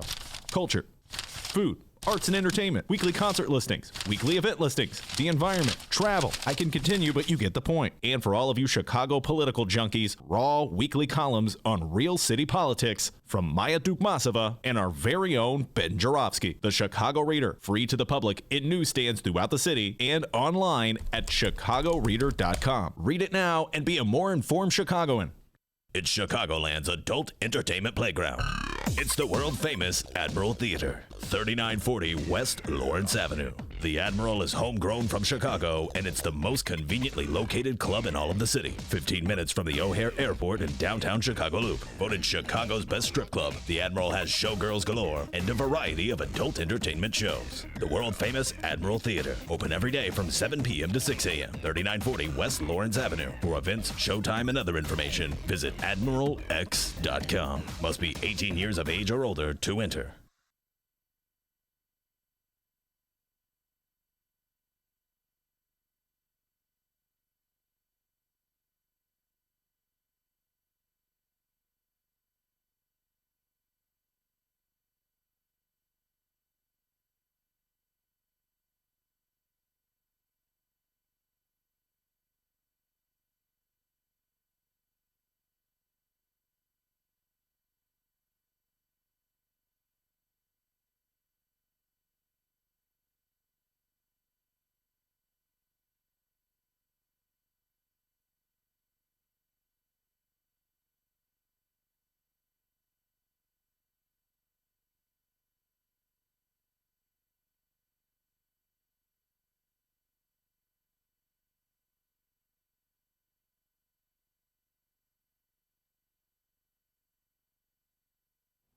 Hey, podcast fans. I mean, I'm assuming that's you, right? You're listening to this podcast. I don't know if you know that or not, but you're a podcast fan. It's official. The Sun-Times political web series, The Fran Spielman Show, is now available as a podcast. The Fran Spielman Show features weekly interviews with the lawmakers, journalists, and others who are shaping our city. Fran, she holds nothing back. She goes deep into City Hall to bring you, YOU, the real scoop on Chicago politics. And now you can listen to her show on all of your favorite podcast apps. Head to City Hall with Fran and get even more great political coverage from the Chicago Sun-Times. Listen and subscribe right now at suntimes.com/Fran-show. That's suntimes.com/Fran-show. Welcome back to the Ben-Joravsky-show. Live from the Chicago Sun-Times. One of our most popular features on this show are the Heartland Mamas, Heidi Henry and Marie Briel. You guys are regulars, and I appreciate you coming in. You're schlepping all the way out. I said, Dennis, I got in trouble. I said the Boonies. He got so mad at me as a 618er. Don't say the Boonies. Come on. So I apologize. I said it growing up. I lived in the boonies. Yeah, you live in the boonies. That's fine. You can say it. I'm not When allowed someone from to the city say it. says boonies, it comes It's off offensive. A little. Yes. Thank you. Yeah. Well, I grew up in the suburbs and trekked out to the boonies forever. And I grew up in the boonies and trekked into the city and then slowly back out to the suburbs. So I humbly apologize, and yet I said it, so I can't deny that I said it. But your voices, I always tell people, of New Deal, democratic values and beliefs in an area that's largely Republican, Heidi ran for state senate. She was on my show 2,000 times against a woman named Sue Resin, who's a little to the right of whatever. She's falling off the earth. She's so to the right. It got 40% of the vote. Heidi Henry did in that election last year, 2018. So I'm happy to say, I won't say boonies, but I'm happy to say that democratic values exist. The good democratic values where you believe like government can help people, you should pay your taxes, et cetera, and so forth. That's what government is all about. It's to serve the people. And Sue Resin, who I ran against, has lost sight of that completely. So that's why I ran against her. I think it was when we transferred the myth of what government is. Government is governance in the best interest of the people. And we embraced this narrative that government had to be run like a business in order to be successful. That when we put dollars and cents and special interests up against the citizens' interests, who was going to win. And we set this mentality with a lot of folks out there that, yeah, businessman makes the best politician. They make the best. No, not really. You know, like I'd rather see a social worker who understands how the system works, who understands the government, who understands the needs, become a representative or a senator than a businessman. And then before we take a deep dive in the issues, tell folks you have a podcast, and also tell folks where exactly you're from so they can put it in their mind's eyes. People are listening to us from all over the state, all over the country, but heavy concentration in Chicago. So sort of place where the Heartland Mamas are on a map, if you will. Well, we record actually in a studio on my farm in Marseilles, which just underwent big renovation to make us more soundproof because you could hear farm stuff in the background. And so Marseilles is this little town about 40 minutes west of Joliet on Interstate 80. If you've ever been to Starved Rock, I would be a few exits before Starved Rock, about 4 exits, I think, before Starved Rock. Yeah. And we're right out in that area, in arguably one of the most beautiful areas of the state of Illinois, outside of the cornfields. And your area is Trump country, basically? Did it go for Trump? Well, it did, and it didn't go for Pritzker either. We had, this is why we started the Heartland Mamas. The Democratic Party does a terrible job of messaging out by us. And when I ran for office, our state party told me that they didn't need rural voters to win statewide elections. So that is the philosophy of the Democratic Party, both in the state and in the country.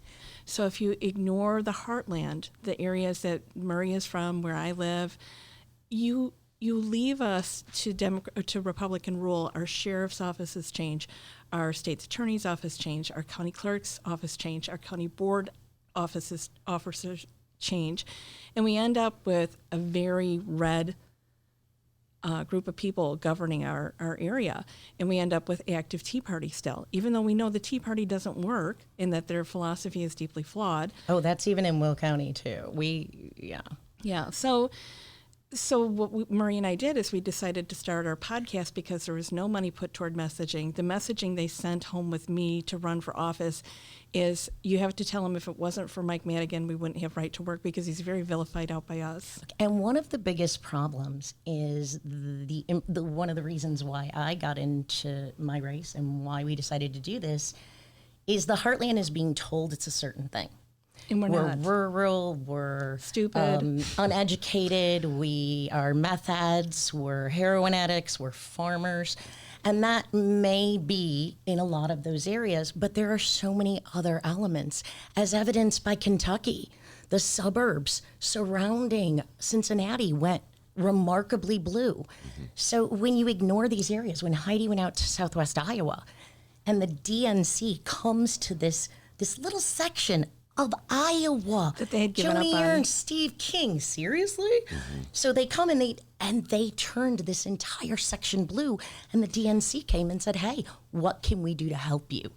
It's that we were tired of telling us what we want, where we are, who we are. And when my husband, I know Rom did a 1,000-mile bike trip around Lake Michigan.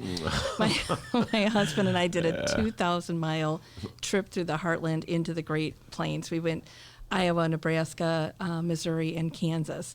And I really did talk to cafe owners, and I really did talk to farmers, and I really did talk to ranchers in Kansas, and I really did talk to people who do the work that are suffering from the policies that are left behind by everyday people who had voted Republican in the past. Every day are done, and they're missing that message. The messages that are there are resonating with people, and the Democratic Party isn't harnessing that correctly. We talk a lot about rural hospital systems, and in my area, we lost a rural hospital in Streator, Illinois, and the Republican senator that I ran against never showed up for any of the meetings. Those people were just left without a hospital, so they're up to an hour from care. Now, when I was out in Kansas, they're about to lose 6 rural hospitals because they did not take Medicaid expansion. Now, they elected their new governor in 2018 to try to get Medicaid expansion, but they didn't change their House in Senate. So they didn't get legislation to sign for Medicaid expansion. The problem with that is that these little tiny hospitals that are no bigger than my indoor riding arena are closing at a rapid rate. And they don't even have EMS people who are trained to handle these very fragile people. You're likely to die out there because there is no care. And we have to understand, when we don't do, as Democrats, messaging in these areas, people die. So as we traveled around the country, Heidi made her trek there. We've been to Ohio, we've been to Iowa, Wisconsin. We always find the opposition. My job is to talk to the other side and observe and try to figure out, because I'm a studier of human nature, what makes them tick? Why is this? And we found that in our conversations, the most yay Trumpers, when we remove words that have been tainted by messaging from the media, all sides of the media, when we take those words away, they agree with us. They're actually in favor of the things we're talking about. Ask any of them what their favorite Trump policy is, and then try to disseminate what exactly do they mean. Now, the ones that are really, really super Trumpers, we have found across the board, are always angry about something. They're angry. They're usually very xenophobic. They're very homophobic. They're very racist. They're evangelical. They're very bigoted. They're anti-woman. They're, there's something that they're mad at. That one guy just wouldn't get off the subject of his ex-wife. And that's why he was for Donald Trump, because he understands him. And I thought, so these people are living vicariously through Trump and his golden toilets, thinking that Trump's going to drop one off at their house. Well, what I find interesting is that, though, but you can talk to people. Coming in the mail. So one of the things we did when we were at the Trump rally was this person was like, oh, it's the economy. The economy is great. And we said, oh, that's fantastic. So you're bringing home more in your paycheck now than you were 4 years ago. Nope. And he goes, well, no, I'm on disability. I'm like, oh, okay. And so I said, well, your 401k and your stocks are helping get you by? Well, no. I don't have any stocks. So most Americans don't. My understanding is that the economy isn't just the Wall Street. It's all these other factors, and they don't seem to be helping. Do you think that's good or bad? Mm-hmm. And inevitably, they disagree with the policies. Tariffs, the same way. And so when we came to the Trump protest a couple of weeks ago, right before Halloween, Heidi was awesome. She's a cowbell. She's a ringer. I went across the street to the counter-protesters to listen to what they were saying, where was to this? observe. We were down by Trump Tower. Wacker. Yeah, us and a lot of our closest friends. Yeah. So go ahead. You went to the counter-protesters, finish your thought. Right. So I went across the street. And to me, it's really good to observe and understand and try to see so we know what we're up against. And it was a very small group. There was 3 Caucasian people, 1 handicapped person, and 2 older women. One couldn't answer what she liked best. She doesn't like what he says. She doesn't like how he acts. She doesn't think it's right, some of the things that he does. Yeah. But she was part of it. Yeah, right. Okay. But the economy. So she didn't have an answer once I asked the same questions. Oh, so how much more are you seeing in your paycheck? What kind of tax breaks did you get this year? And they don't have answers to those questions. So the other woman goes, well, I got $6,000 in the market in the last 6 years. And I said, oh, that's amazing. 6 years. So did you begin your investment 6 years ago? Well, yes. I said, okay, and 6 years ago was 2013? Who was in office then? How long has how long has the president been in office, and what policies do you think affected the stock market? It's mind blown. Yeah, it's a real eye opener when you can, because you just, I always look at it like you're making this spider web and you're just waiting for them to fall into it, but you want it to be a moment of self discovery so that they can say, you know what, I'm not better off. In fact, I'm worse off. In fact, when we were at the Trump rally, how many people did we meet that now had a second or third job, had a side hustle, something, because they couldn't afford. And and this is when you were at the Trump rally. These are the Trump supporters. Yes. Go ahead. So when we went to the rally, what I was telling Heidi was after the Kentucky election, that was a big part. We were in Cincinnati on that border. We stayed in Kentucky, and as we were in the rally, there were stories about lines spinning for miles. Well, of course, they had blocked off all but one entrance to a stadium. So it really wasn't. So a lot of what was there wasn't what was said. But what I thought, my biggest observation was, wow, we've been to rallies for all kinds of presidential candidates, for all kinds of different organizations. Mm-hmm. This was creepily calm.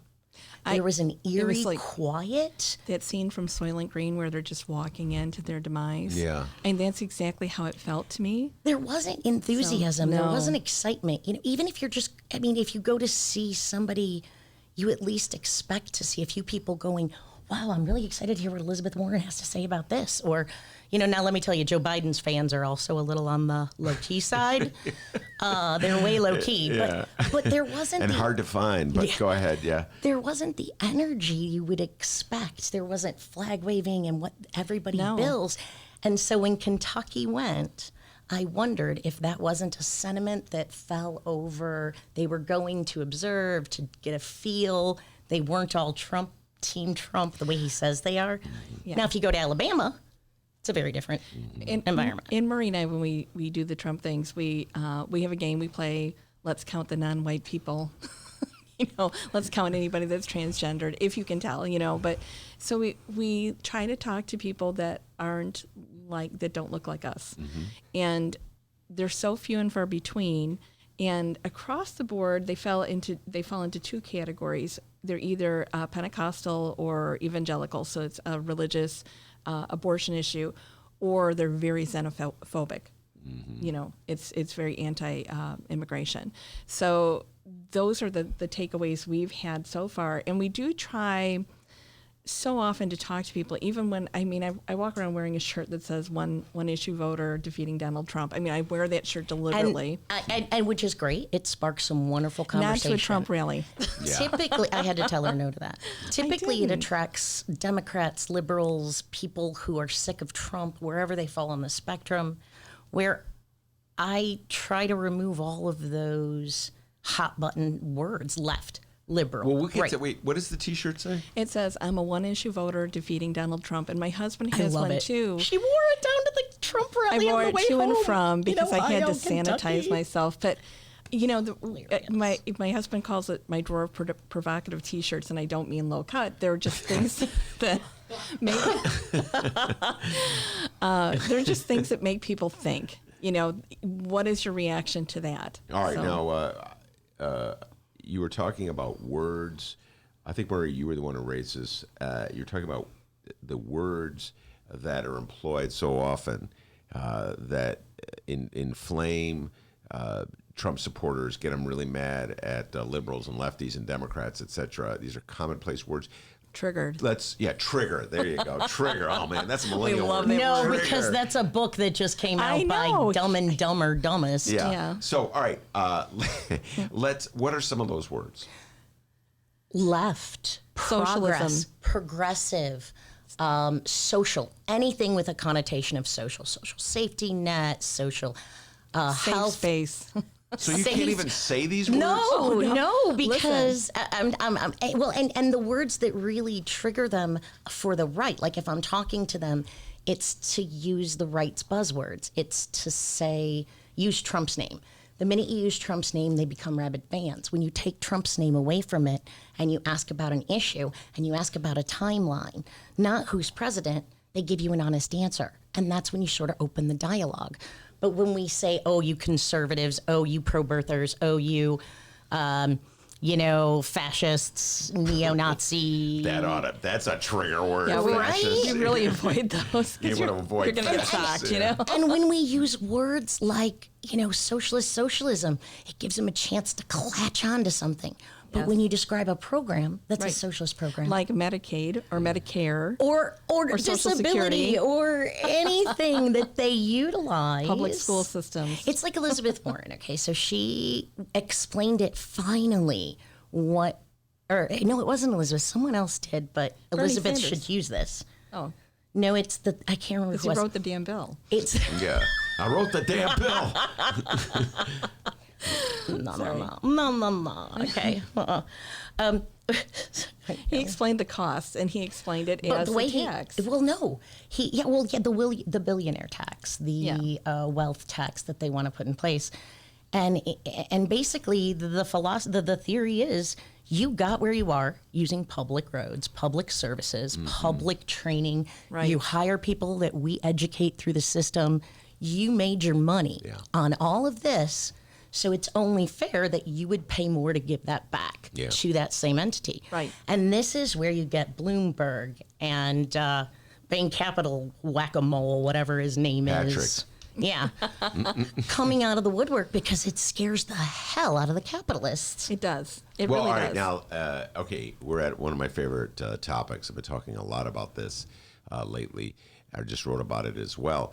And that is the opposition that Dems have, or centrist Democrats have, to the Bernies of the world.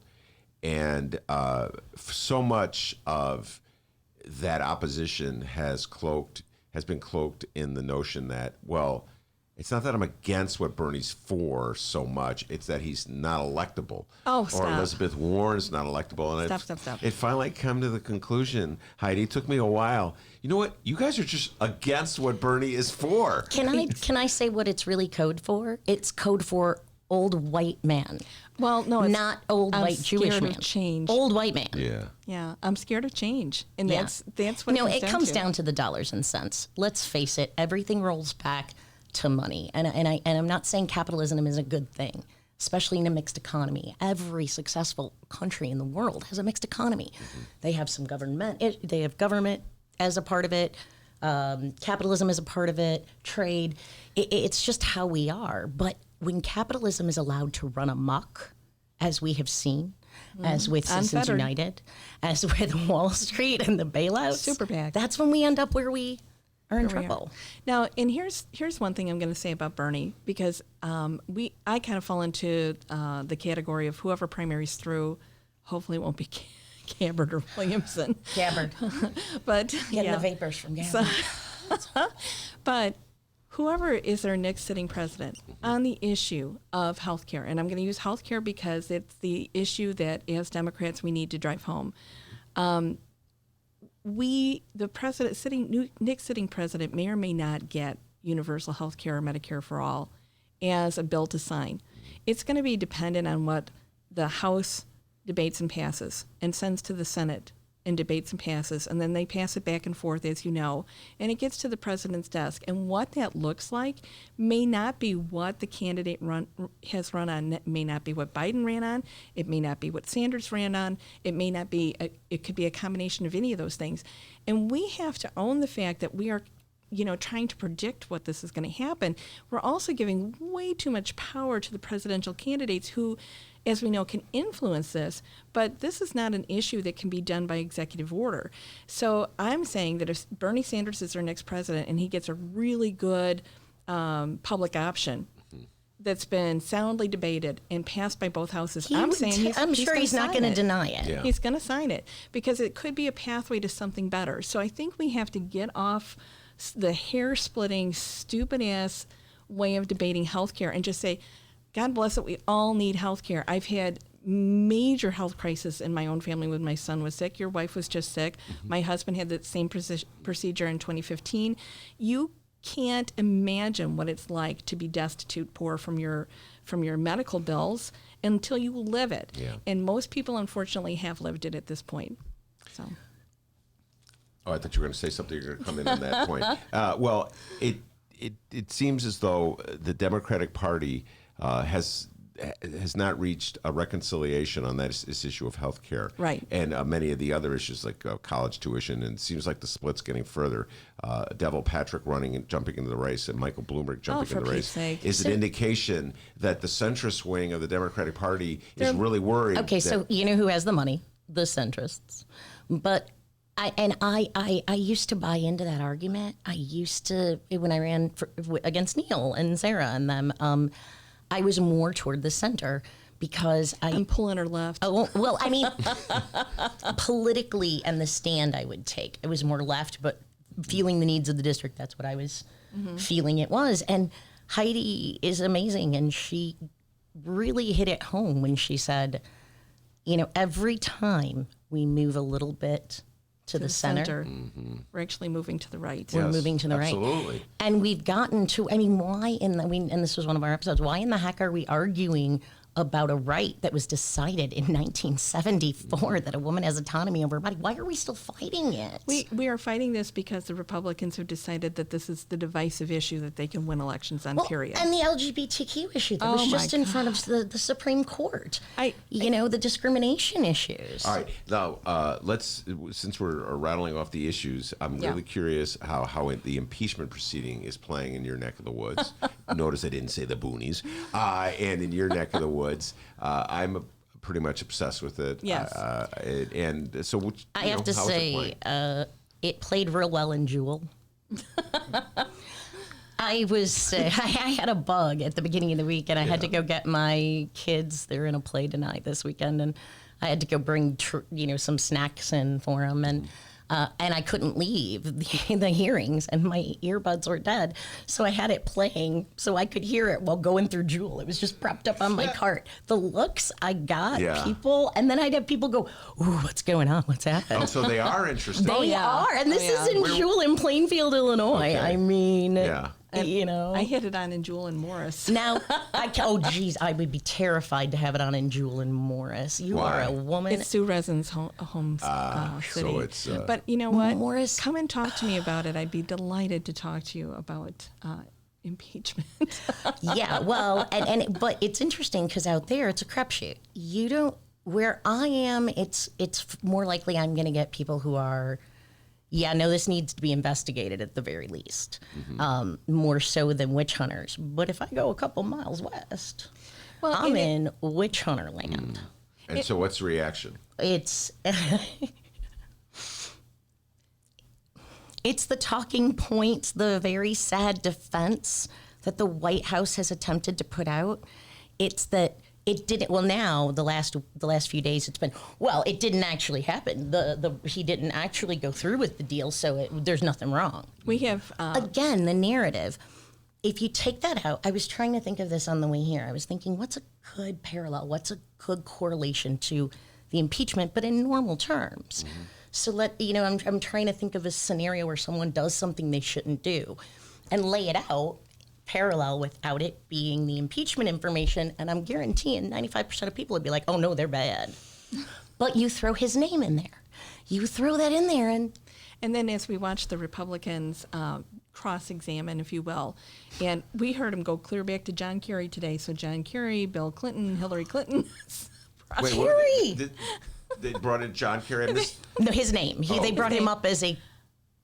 All the way back. Bad actor? So he was corrupt. He sent his political campaign sent people to Ukraine and Russia to talk. Mm-hmm. So he must all Ukraine and the Democrats did the election that made her lose. So they're setting it up for Donald Trump all the way back to John Kerry. So they're so desperate. I told my husband, I said, if they mentioned Benghazi today, I said, we're going to have vodka sours for dinner. We're going to toast to those.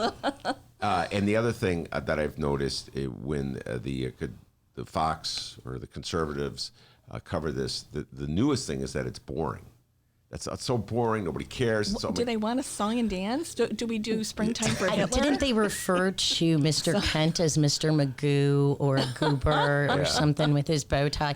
Mr. Kent, I know Mr. Taylor has an amazing resume. He was well-spoken. There were some moments that I think, just even thinking back through all the information he had, it might have looked like he was forgetful and they could go after him the way they have others. But Kent was a rock star. Oh, just like Kent was today. Perfect in the way that he said everything.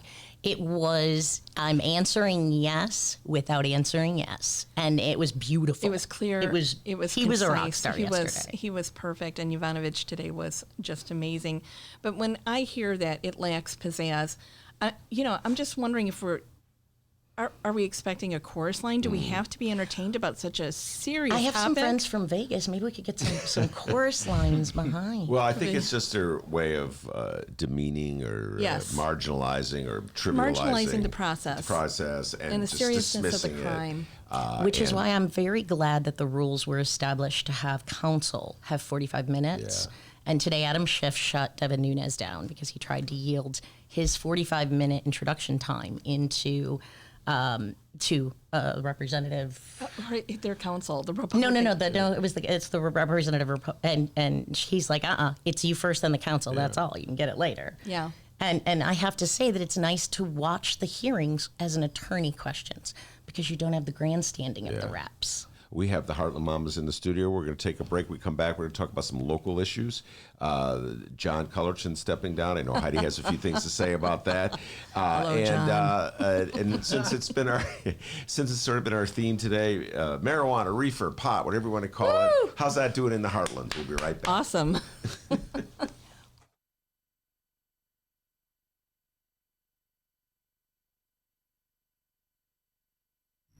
The Ben Joravsky Show is supported by Northwestern University's part-time master's program in literature and liberal studies. Students learn from dynamic and diverse faculty as they build advanced skills for critical analysis, writing, and research. Evening classes are held on Northwestern's Evanston and Chicago campuses. The spring quarter application deadline is January 15th. Learn more at sps.northwestern.edu/masters.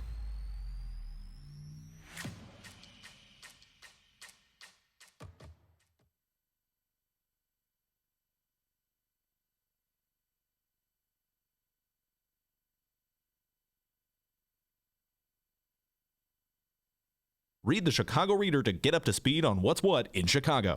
Culture, food, arts and entertainment, weekly concert listings, weekly event listings, the environment, travel. I can continue, but you get the point. And for all of you Chicago political junkies, raw weekly columns on real city politics from Maya Dukmasova and our very own Ben Joravsky. The Chicago Reader, free to the public in newsstands throughout the city and online at chicagoreader.com. Read it now and be a more informed Chicagoan. Commercial break over. Welcome back to the Ben Joravsky Show, live from the Chicago Sun-Times. We've got the Heartland Mamas in the studio, Heidi and Murray. Before we get back to them, young Dennis, an update? Just a quick few things here before we roll out for the weekend. First off, like we do every weekend, right? This weekend, at both Chicago Sun-Times and Chicago Reader websites are Benny J bonus interviews, all right? Every weekend, we give you guys a little extra interviews, one-on-one interviews. Ben Joravsky, we have David Roeder. He was in yesterday. Yes. And I'll give everybody a little sample of what David you guys Roeder talked about. has been covering planning and labor issues in the city of Chicago forever. And so we broke down almost all the development deals in the city. So really a deep dive in the development deals that are going on. Also some labor news as well. Oh, man, there's about 6 Chicago political junkies listening right now going, Oh, wow, I can't wait for that. The good deep dive. Roeder knows his stuff. What is the city doing in terms of subsidizing the development of the areas in and around the loop? It's an old game here in the city of Chicago. It's still going strong. And then we're going to have Colin Boyle will be coming on. He's one of the young journalists from Northwestern who was at the forefront of, the brouhaha over whether journalists should apologize to protesters for taking their pictures and using them in stories. The apology read. We've been talking about that a lot in the show, so we'll be talking to him about that. And we have a couple political activists talking about the effort to defeat Mitch McConnell. So a lot of political. It's our Benny J bonus interviews, 6 a.m. on Saturday and Sunday and 5 a.m. on Monday. Also, if you missed out on the week that was in Chicago and or Illinois news, we do a little thing called Oh, What a Week It Was, where we give you a little recap, Ben and I, our news, to kind of get you caught up before a brand new week of Chicago news begins. Also on ChicagoReader.com, it's the latest Chicago Reader column from our very own Ben Joravsky. The article is titled A Losing Strategy. Ben Joravsky, tell us what this article is about. Yeah, I was talking about this a little bit with Heidi Murray, and this has been on my mind. I've talked about this a lot on the show. So I'm dealing with the realization that I finally had. I confess this to you, Heidi, that the Democrat, the mainstream media does not want Bernie to win. And I've been correct. Yeah, thank you, Robert Mueller. I've been denying this. I've been arguing with my friends in the lefty persuasion, my Bernie Sanders friends. And what hit it home, it was just many different things, but what really hit home was last week I was reading the New York Times, a couple columns in the New York Times.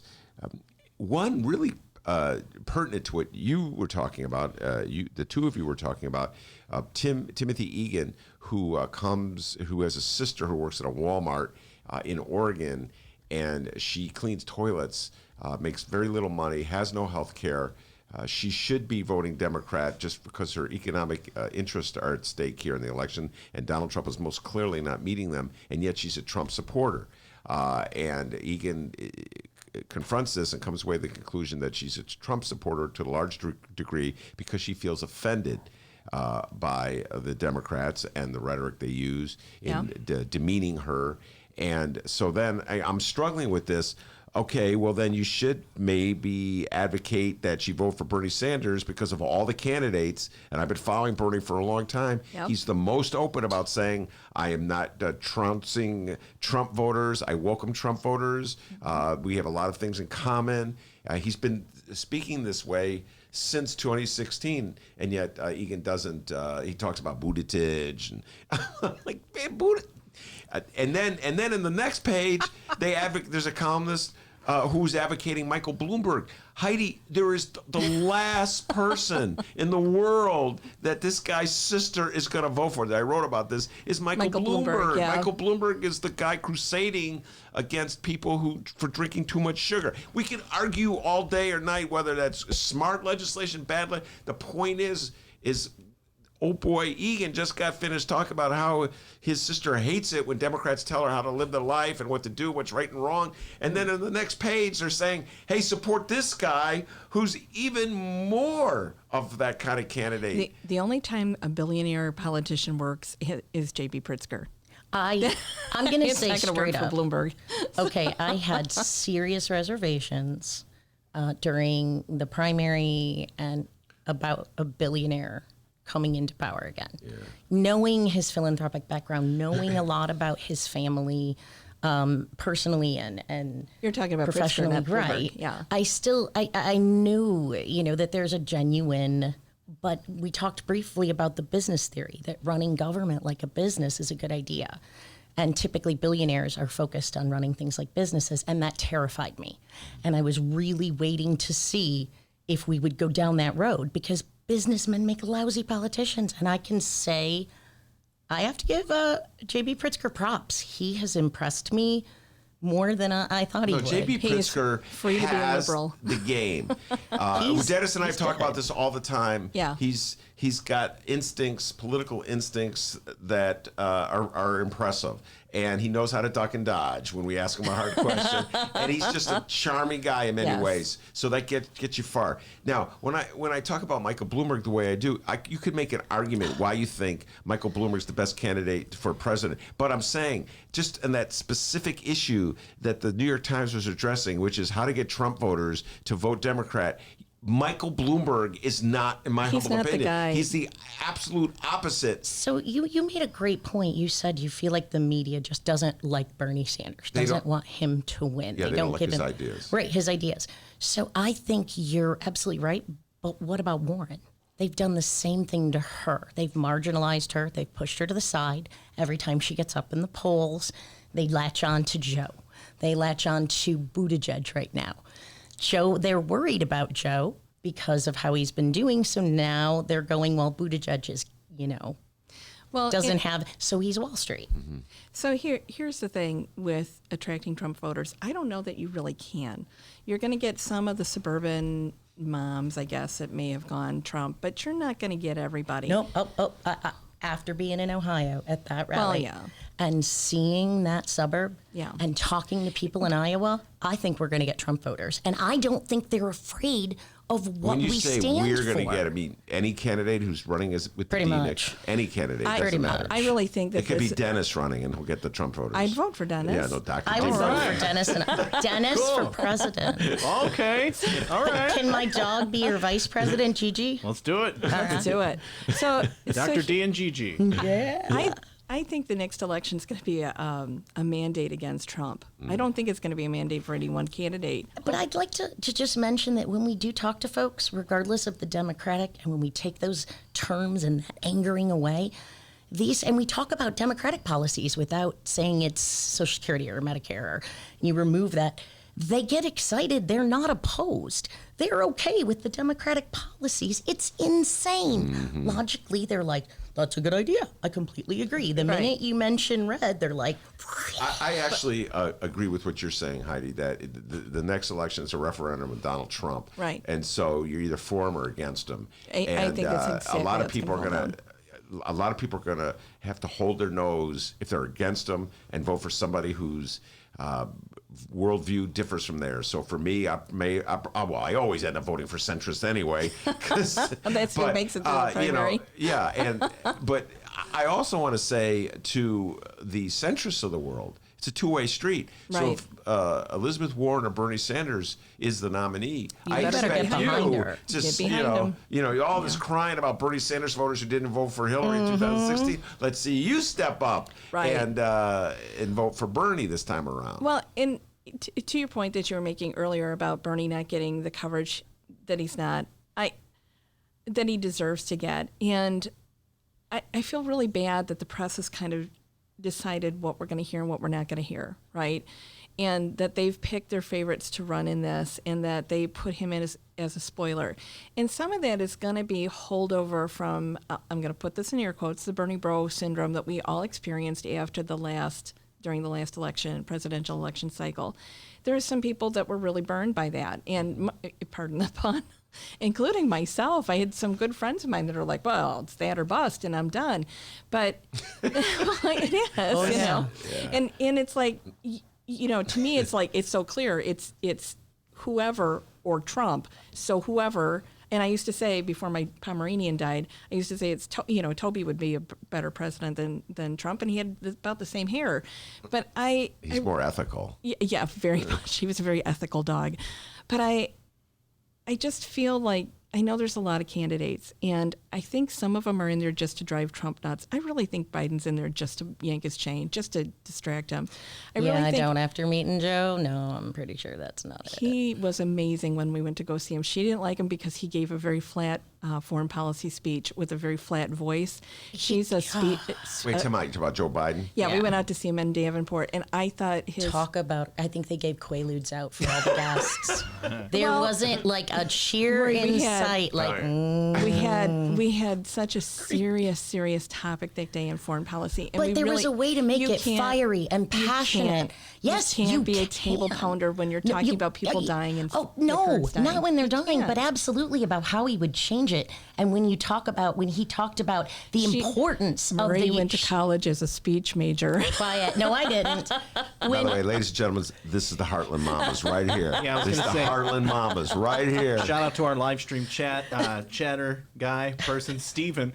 He says, golly, I like these ladies so much. I'm at my desk just nodding like a weirdo. So let's talk to That's Steven. heartlandmamas.com. Yes, everywhere. MAMAS. Heartlandmamas.com. That's where everybody can reach you. And we're on Spotify, iTunes, Stitcher. YouTube, Stitcher, podcast. YouTube if you want to see me make funny faces. Yeah, I right. am hilarious on YouTube. I'm just Is it saying. weekly, monthly? What do we do? Twice a week. Twice a week. Twice a week. Twice a week. Cool. Mhm. Is there like a specific day when it drops? We usually Mondays and Thursdays. Okay. Sometimes it varies a little. We try to keep it to a half hour, and sometimes we have to do doubles, like when we did the Federalist Society and when we took a did deep dive. Yeah, we do deep dives, but we also cover local politics. We cover social issues.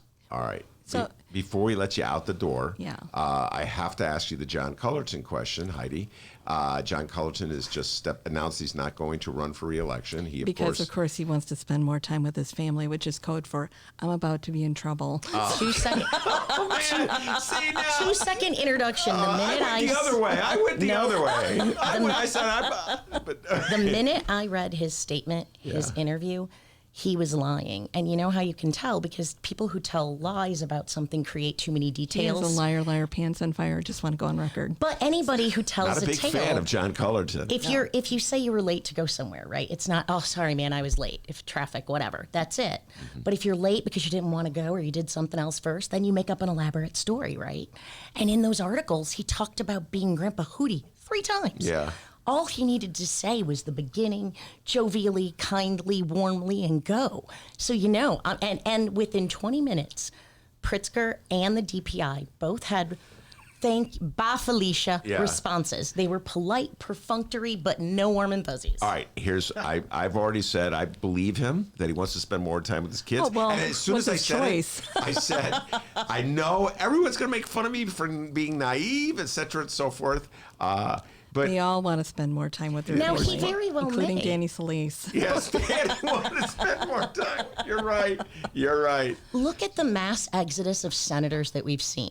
Yes. Okay, Will County, Pat McGuire, safe seat, no problem, on Transportation Committee. He has a long future ahead of him. He decided right before petition season, I'm not going to run. That was right before some of the investigations started to be turned up. We noticed that there's a concentration. Not that he's involved in any way. I'm just saying that we've seen Jennifer Bertino-Tarrant decide to leave the Senate and go to run for Will County Executive. We've seen Toy Toy Hutchinson. became the weed Weed czar. czar. But we have seen an exodus of Those are senators. 3 connected districts. Yeah, and then- it's all sort of Will County, so you might want to keep an eye down in Will County. Okay. On the transportation bill. And the thing is, Ben, is my issues with Cullerton, and I just want to clarify for the audience, because I ran for a Senate seat in the middle of red Illinois, and he baited me into running. You know, they wanted me out of the way of somebody that was running for a House seat that they did want.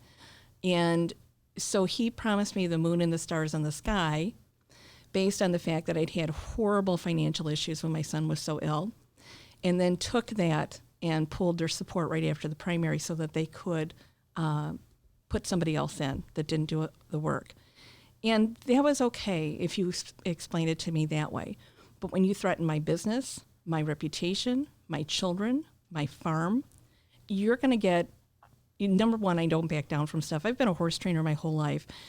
At horse shows, you have no friends because other people there, the adults there want your job. So I've been fighting and a scrappy fighter my entire career. So when you come and threaten me, you can say anything you want about me. Don't you go after my kids. Don't go after my farm because I'll eat you alive. And he, at the very end, he stepped back into my campaign and offered to run a poll for me. And we said, okay, you can run a poll for me. I didn't even want to take his call.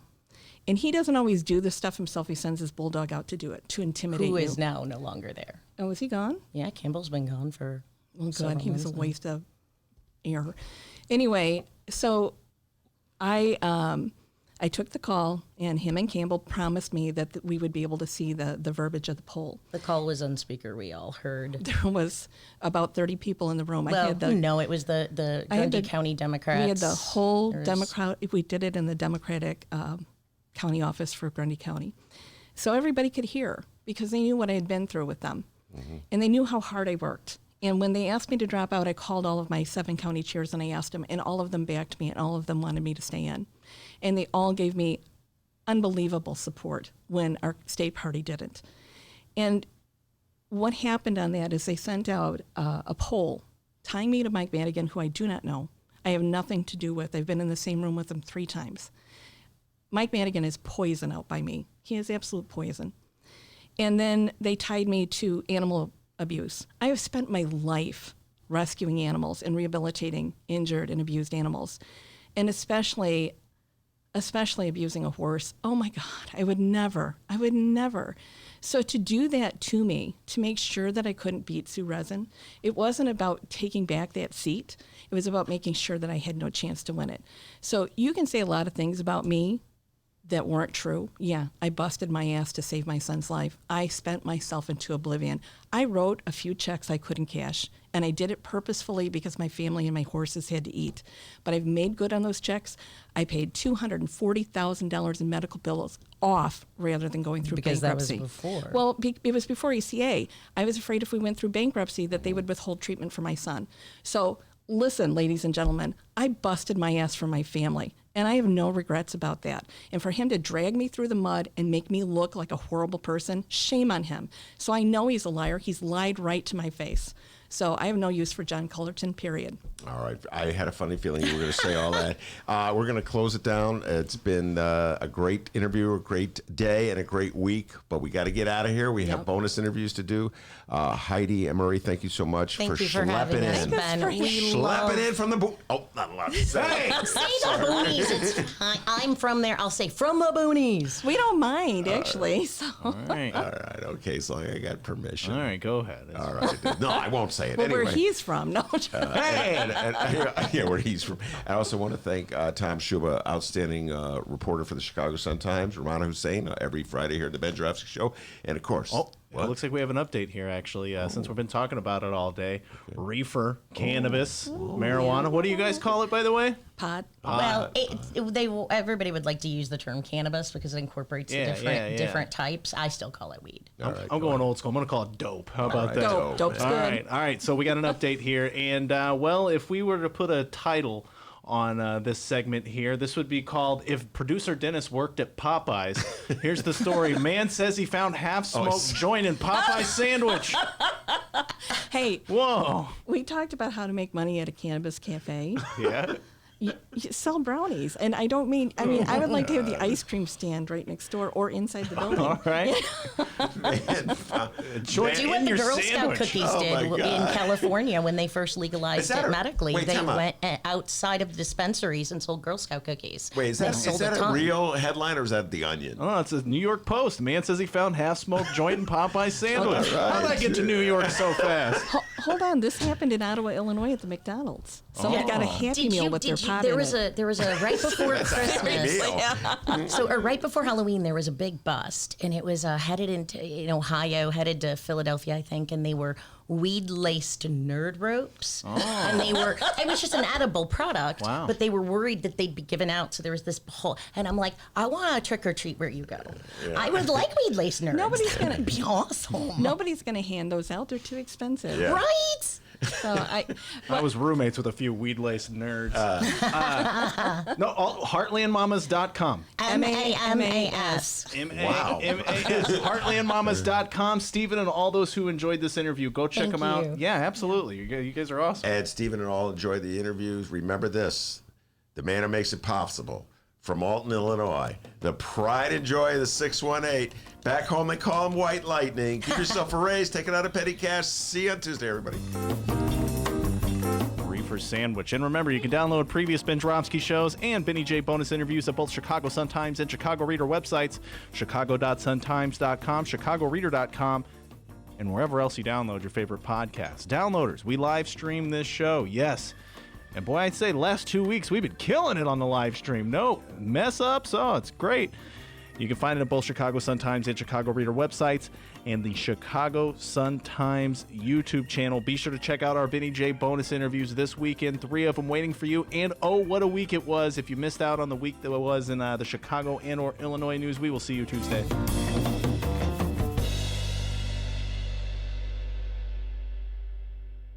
That's correct.